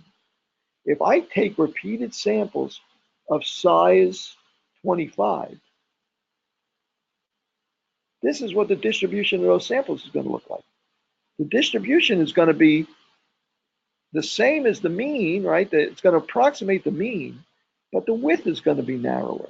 And the standard deviation of these repeated samples is going to be equal to sigma over the square root of n. Or in other words, it's going to be equal to 20 over the square root of the sample size. That's 20 over 5. It's going to be equal to 4. So now the standard error, the standard deviation of these repeated samples of size 25 is 4. But the mean is still 200. It still approximates the population mean. So what does that mean? How do we answer that now? What is the probability that the mean of that sample, if we take one sample of size 25, what's the probability that the mean of that sample is greater than 204? Okay, so this represents all samples that you could take of size 25. We're interested in knowing is what's the probability that the sample, if we just took one sample, that it would be greater than 205, did I say? 204. What's that probability? Well, we can do the same thing we did with the z-table. We can, since this result is a normal distribution also, if I can say that the area to the left of that is going to be predicted by what the z-score is for that number. So what is the z-score for that number? The z-score is equal to x, which is 204, minus the mean, which we would expect to be 200, over the standard deviation, except that this time the standard deviation is not 20. The standard deviation for the samples is 4. So the z-score is equal to +1, right? 4 over 4 is +1. Well, now we go back to our table and we look up a z-score of +1, 1.00, and it's 80.84. I'm going to call it 84%, 0.84. This area to the left is 84%, and the area to the right then must be 16%, right? 0.14, 0.84 that way, 0.16 that way. Okay, you guys comfortable with that? See what happened now that we know stuff about how samples behave. It's a whole new ball game, right? And we're going to really put this to work just very, very shortly. Let's go back and do some more. What's the probability that the mean of the samples between 192 and 204? Okay, what's the probability that it's 190? I should write these things down. 192. 192 is going to be over here somewhere. 192. So what's the z-score for 192? The z-score for 192 is going to be equal to 192 minus 200 over standard error now, not sigma for the population, which is 4. Okay, so 8 over 4 is going to be minus 2. So if I go to my z-table and look up my area from minus 2.0, it's 0.228. Notice, again, we discussed this before, that you would have expected to be 2.5%, 0.025 from the empirical formula, but the empirical formula is just an estimate. The real value is 1.96 for 2.5%. So I'm going to go back there, and it's going to be 0.0228. Okay, this area to the left here is 0.0228. So 84%, but we're going to take away, say, 2.5% for argument's sake. So it's going to leave about 81.5%, 0.815. I'm rounding it off to speed it up. You shouldn't round it off. Okay, so I'm doing the same thing I do with the normal distribution, except now I'm doing it with a new standard deviation, because my repeated samples from the mean help me predict how a sample is going to behave in this population. Knowing the population mean and standard deviation is allowing me to do this. Again, it's kind of hinky because most of the time we're not going to know what those things are. But for the moment, we're going to take a leap of faith and make believe we do know. If we took repeated samples of size 25 of this population, within what range would we expect 95% of the samples to fall using the empirical rule? What do you think? The mean is 200 for this population. Our standard error is 4. So you would expect 95% of the samples to be between 2 standard errors below the mean and 2 standard errors above the mean. 200 minus 2 times 4, 8. So 192 to 200 plus 8 above, 208. So we would expect 95% of our samples to be between 192 and 190 and 2000 and 208, right? So if I compare that to what I was looking at before, okay, if I compare that, if I said the same thing about the mean, where would we expect 95% of the actual, the normal distribution, the population distribution?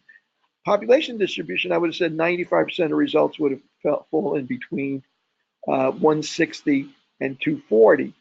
Now, for repeated samples of size 25, I would expect 95% of the time, if you took a sample of size 25, it would fall between 192 and 208. Okay, so see how that narrows down. Okay, so now let's take a look at what we're going to do next with this. Sample size 100. Good. Okay, we take 100 bottles of detergent brand A. You find that on average, each bottle will be sufficient for 50, not exactly a public health problem, right? On average, Each bottle would be sufficient for 57 washing loads. You know that the standard deviation for the entire population of 100,000 bottles is 5 loads per bottle.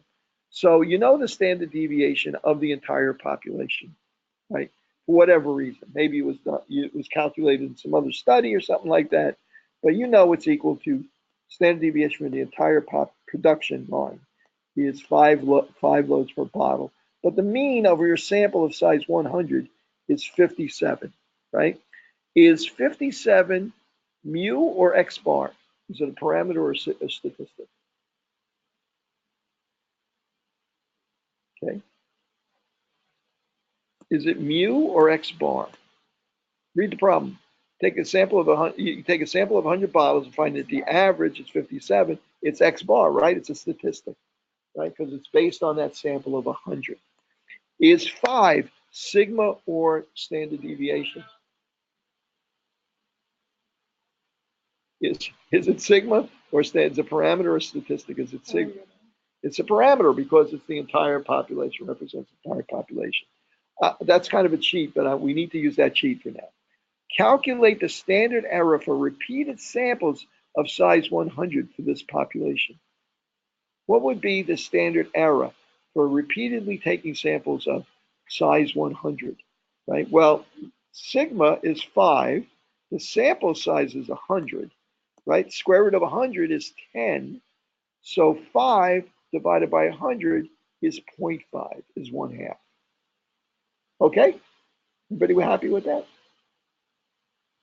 Calculate the 95% confidence interval for the population mean based on this sample. Ooh, that's something entirely new that we just introduced here. What the hell does that mean?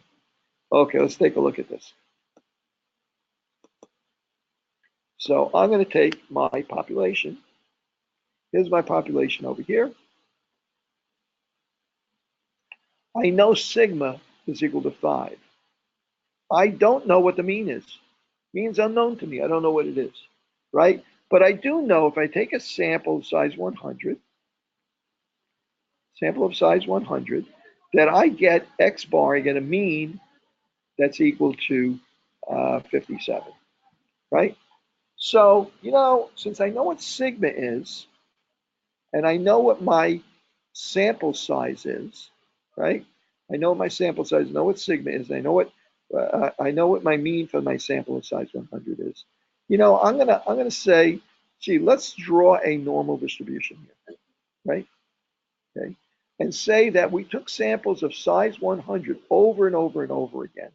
Let's say I assume for a moment that the mean is 57, right? Just like our x bar was here, right? Well, I don't really know what the mean is, but if I take samples over and over and over again, right? Well, I do know that the variability here is going to be, our standard error of the variability is going to be equal to sigma over the square root of the sample size, sigma over 100 in this case. So sigma is equal to 5 divided by 10 is equal to 0.5.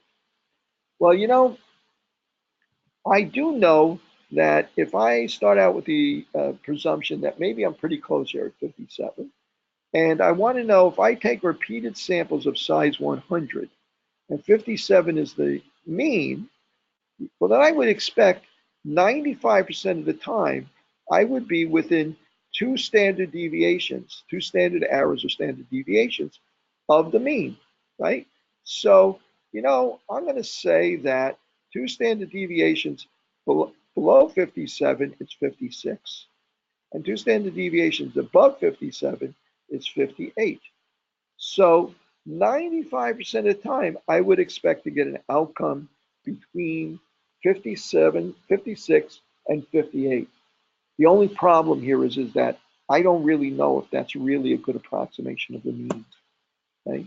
So I can't really say that this 57 is the mean, but I can say that based on the sample size and the standard deviation, 57, I would expect that I am within 2 standard deviations of the real mean 95% of the time by taking a sample of size 100, right?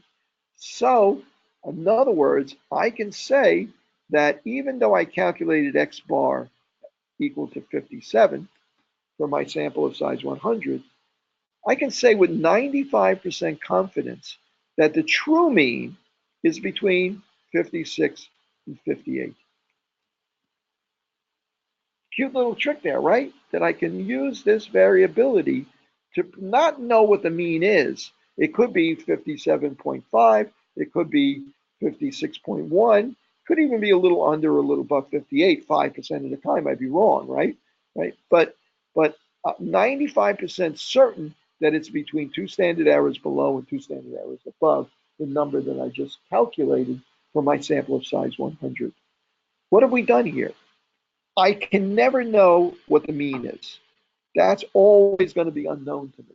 But I can take a sample of size 100, I can find the mean of that sample, 57, and I can predict based on the variability, the standard deviation of the population and the sample size, I can predict what my 95% confidence interval is. How many of you guys have read studies where in the abstract of the study they said, oh, the blood lead level of children in the Bronx is 5.6 micrograms per deciliter, and then it would have, in parentheses, 95% CI 4.2 to 7.5. What they're telling you is they took a sample of kids within that population, and they calculated that our average of that sample was 5.2, but based on the variability that we're 94, we don't know what the real mean is for all of the kids in the Bronx, but we're 95% sure it's between these two numbers. So we're trading off knowing for sure what the mean is for having an estimate of the mean, but having some knowledge about how likely it is the mean is within a certain distance of that number, right? So it's kind of a trade-off, right? But now look how much more power you have. Now you have some way not to just take a sample and blindly say, hey, this estimates the mean, but also know how close it gets to estimating the mean, or within what range you would expect the mean to be. Okay, so I'm going to ask you guys to do an example like this. Okay, so suppose we want to know what the true population proportions. No, that's not a good one. Not yet. I'm gonna speak one.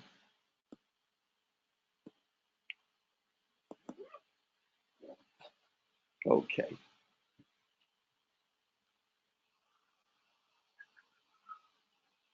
Let's say I tell you that that we're studying. Let's take blood lead levels.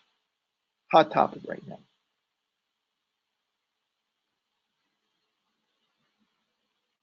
Okay, blood lead levels in Flint, Michigan, right? In 2005, right? When they were getting water, water from the Detroit municipal supply, right? The blood lead levels. Let's say they surveyed all children, like between 5 and 6 years old. Surveyed all children. They tested all the children at that time, and they found that the blood lead levels for those children at that time was 3.0. The average mu was 3.0 micrograms per deciliter for those children. That's actually a population parameter. And they also know that the standard deviation was equal to 2. Let's say for argument's sake, 2 micrograms per deciliter. Okay, so now flash forward to the year 2017. And we suspect that there's a problem with the water supply in Flint, Michigan. But we don't have the resources to go back in and test all 100,000 5 or 6 years olds in Flint, Michigan. So instead, we randomly sample 100 people, 100 children. What happened between 2005 and 2017 in Flint, Michigan? They stopped using the Detroit water supply to save money, started taking water out of the Flint River, and the Flint River was a very soft corrosive water supply.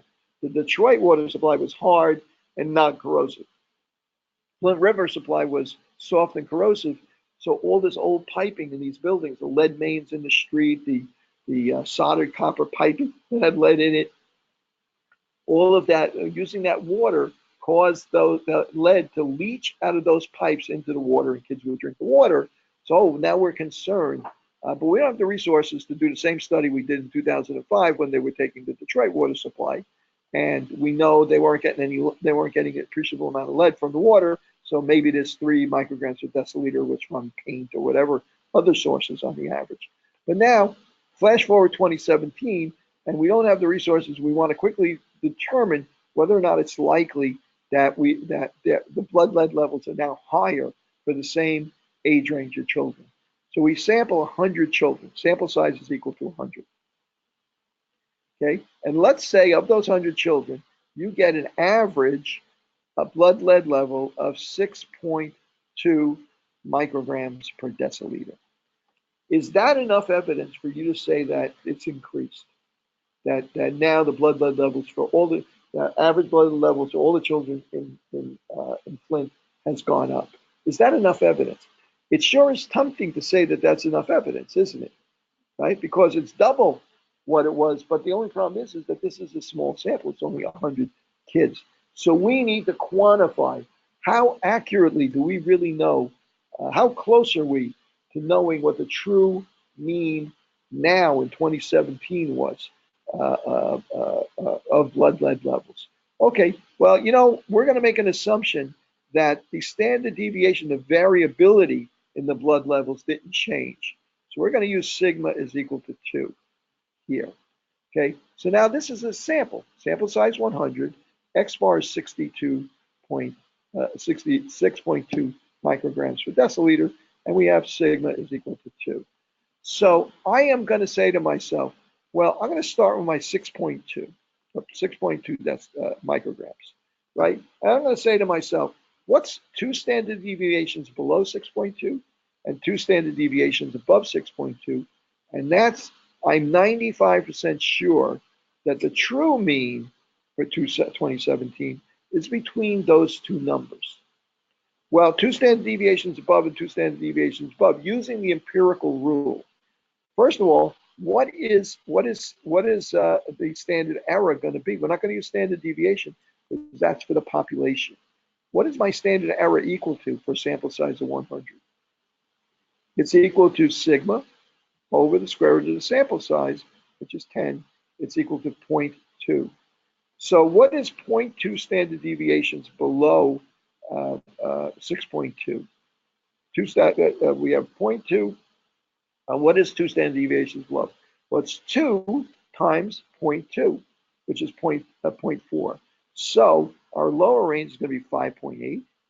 And what is 2 standard deviations above 6.2? Is going to add 2 times 0.2 is going to be 6.6. So we're 95% sure the true population mean for children in Flint now is between 5.8 and 6.6. That's our 95% confidence interval. We may not know exactly what it is. In fact, it still could be 5.7 or 6.8 or something like that. We may not know exactly what it is, but we're 95% sure that it's between these 2 numbers. That's what this idea of understanding the central limit theorem and understanding how the relationship between a sample and the population standard deviation are related. That's the power that gives us to create this confidence interval. So if I told you that you're 95% sure it's between 5.8 and 6.6, well, in the population mean in 2005 was 2. That means we're 95% sure it's different than 2. It's more than 2. Had our confidence interval instead come out to be a 1.8 to 9.6, well, we couldn't say with certainty that it's different than 2 because 2 could still could be 2 within our 95% confidence interval, which means it's the same. It hasn't changed. But this allowed us to say that it's different. I'm going to give you an example for you guys to do, except Instead of using 2, I'm going to ask you to use 1.96, the true z-score for a 95% confidence interval. So let's see.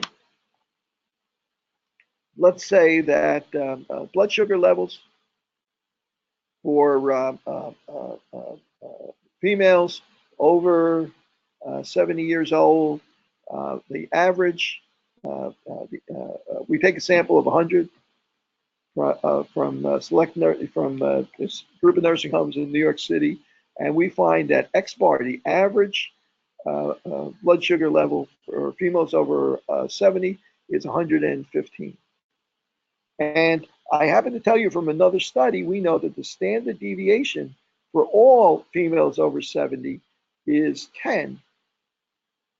How well do I know that? Calculate a confidence interval, 95% confidence interval for me for this parameter, for this statistic, for X bars equal 115.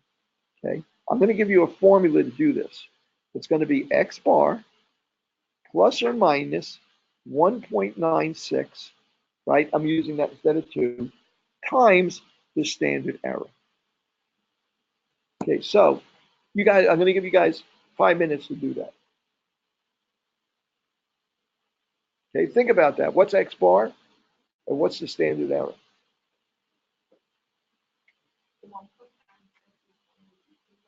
Exactly, yes. Yep. That's what represents 2.5% on either end of the distribution. As it happens, it's, empirical formula, we use 2 because it's this approximation. But the real number is 1.96.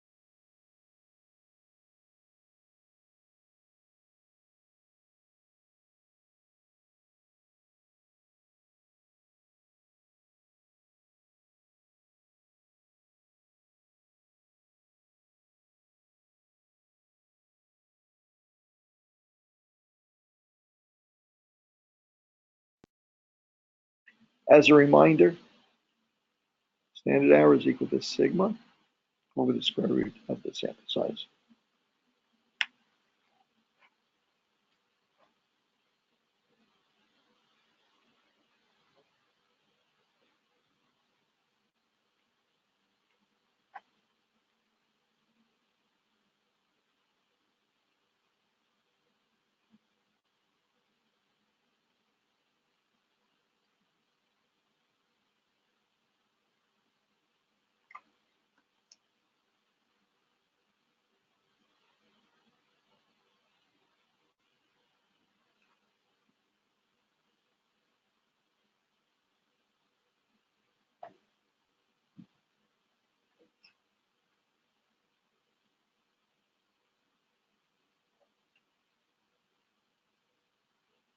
As a reminder, this is not going to be on the test next week, but we'll be coming back. This is one of the things we're really going to be coming back to during the whole semester, rest of the semester.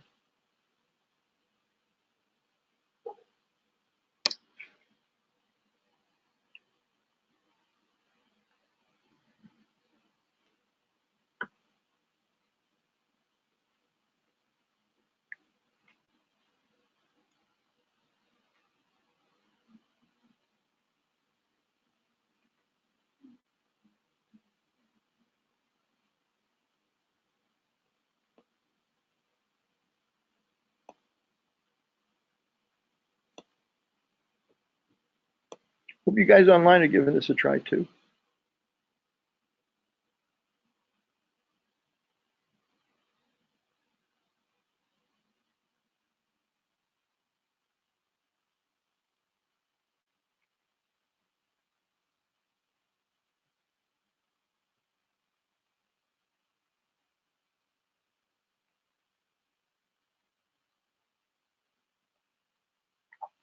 And by the way, this whole thing about understanding central limit theorem and how it works and so on and so forth. It all leads up to this. This is really the payoff for this whole idea of central limit theorem. Is that now we have a new understanding of how samples behave and what we can predict when we take a mean from a random sample, and how accurately that we can predict that mean approximates the population mean.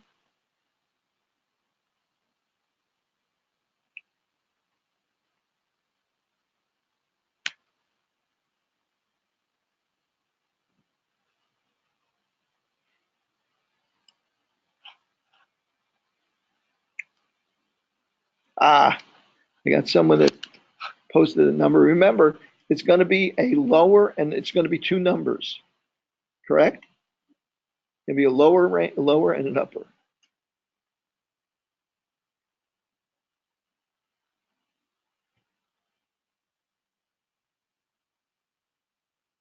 Okay.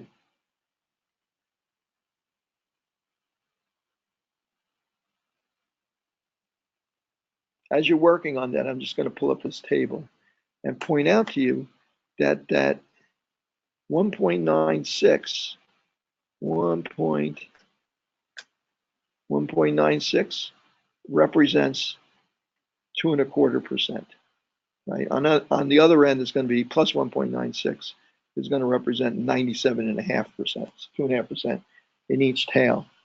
That's why we're using that number for our 95% confidence interval. Very good. Okay, I got an answer online. We're going to check that answer in a second. I'm going to give you guys one more minute to kind of work that out.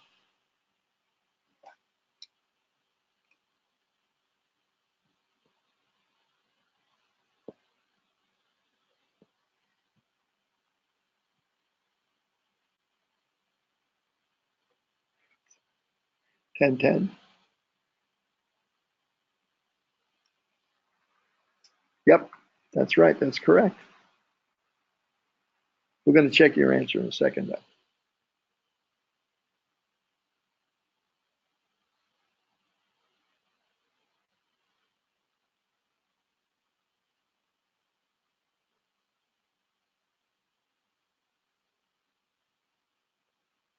Okay, guys, I'm going to go ahead and solve this. Okay, so X bar, the mean of our sample of size 100 is 115, right? Plus or minus 1.96, we chose 1.96 because it represented 95% of the outcomes that we would expect from a sample size. The sample size would be between 1.96 standard deviations below, 1.96 standard deviations above the true population mean, times the standard error. Well, the standard error, in this case, the standard deviation for the population is 10, divided by the square root of the sample size, which is square root of 100. So that's 10 over 10 is equal to 1. So our standard error is equal to 1. So our confidence interval is 115 minus 1.96 times 1, and 115 plus 1.96. Okay, what's that going to be? That's going to be equal to, let's see, that's going to be equal to 116.96.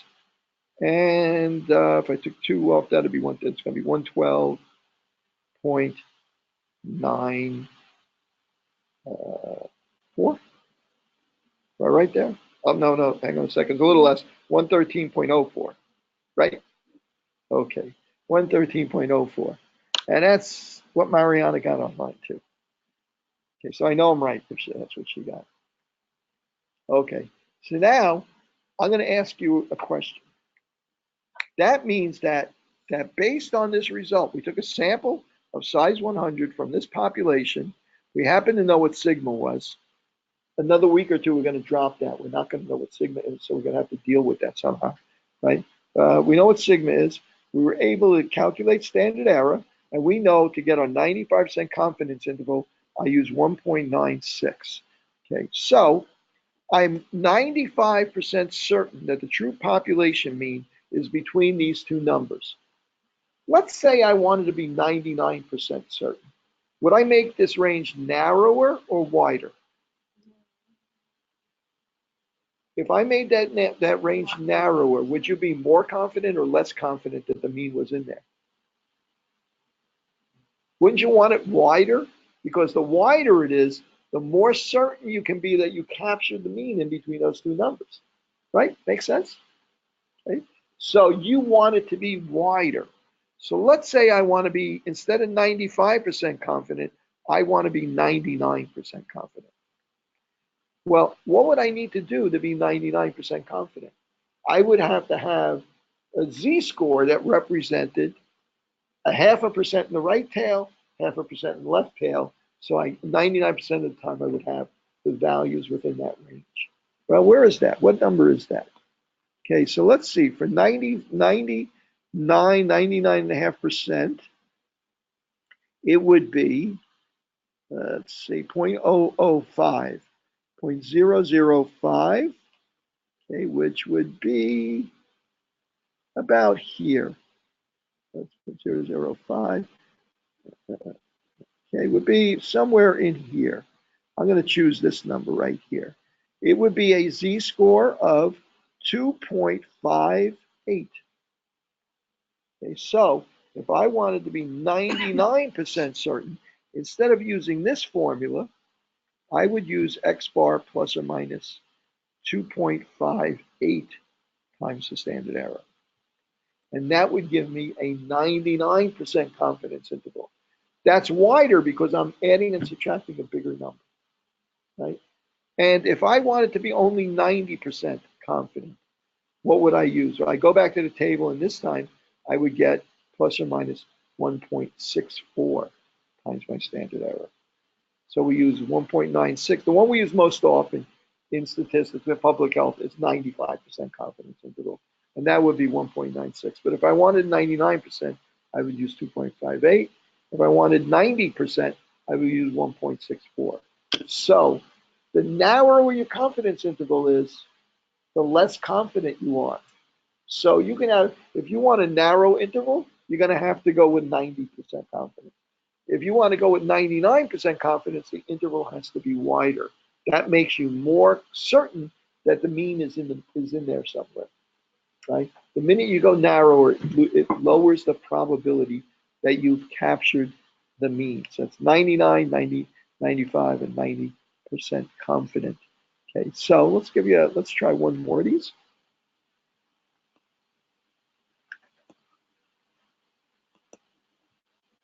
Okay, so I'm going to say, let's say that I take a sample of size 25 of Hunter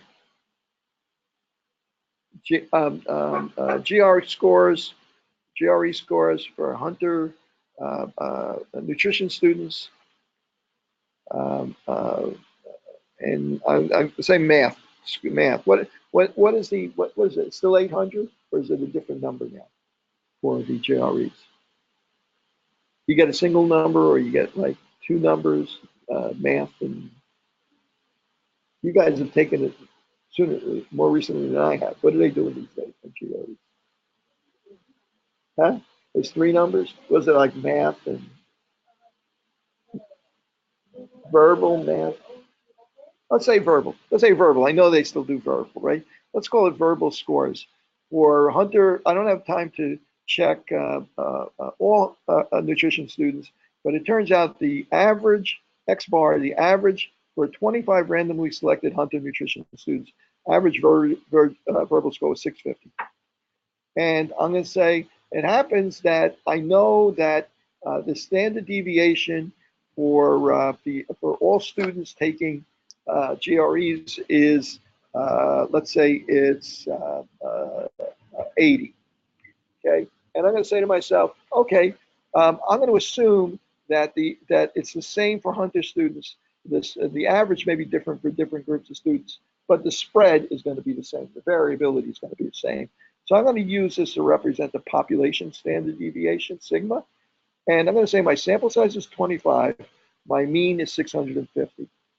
I want to know a range that I can be 95% certain that I have captured the true average for all Hunter nutrition students, not just a sample of 25. So let's go ahead and calculate that. X bar plus or minus 1.96 times my standard error.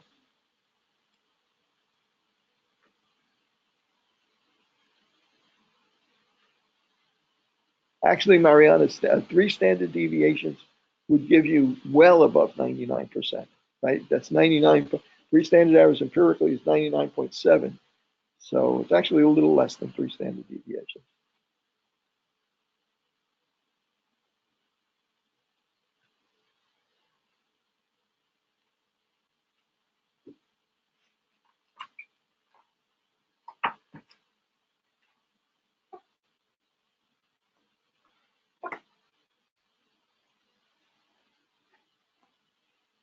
Okay, we're just going to solve this last one, then we'll call it a day.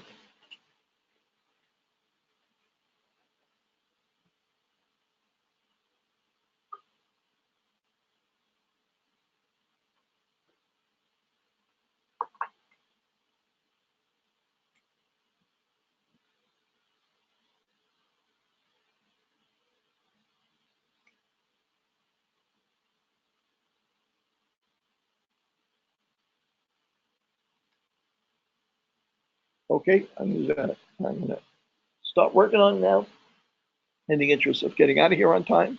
So X bar, the mean that I get from my sample size of 25 is 650 plus or minus 1.96 because we're working on a 95% confidence interval times my standard error. My standard error, my standard deviation for repeated samples of size 25 is sigma over the square root of the sample size is equal to 80 over the square root of 25, which is 80 over 5, which is 16, I guess, right? 16, right? So 650 plus or minus 1.96 times my standard error, which is 16. And I'm going to pull up my calculator.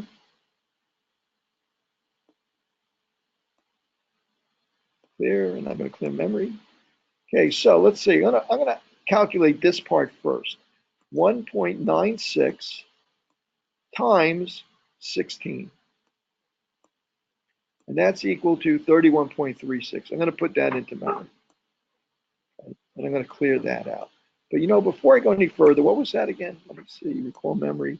31.36. Okay, I just want to show you one thing there. 31.36. This is 650 plus or minus 31.36. Anybody have a suggestion for a good name to call this number? I'm saying that the 95% confidence is 650 plus or minus this amount. Let's call of error, right? Seems like a good name for that, right? So I'm going to take my calculator. I'm going to clear. I'm going to take my 650 minus 31.36, and my lower range is 618. Clear. I'm going to take 600 and add, so I'm sorry, excuse me, 650, and add my margin of error, 31.36, and 681.36. So that would be my 95% confidence interval. If I wanted a 99% confidence interval, I would just use 2.58 here instead of 1.96. Okay, so we got the exam next week, so you got an opportunity to let this kind of just sit in your head for a little while and not worry about it for this week.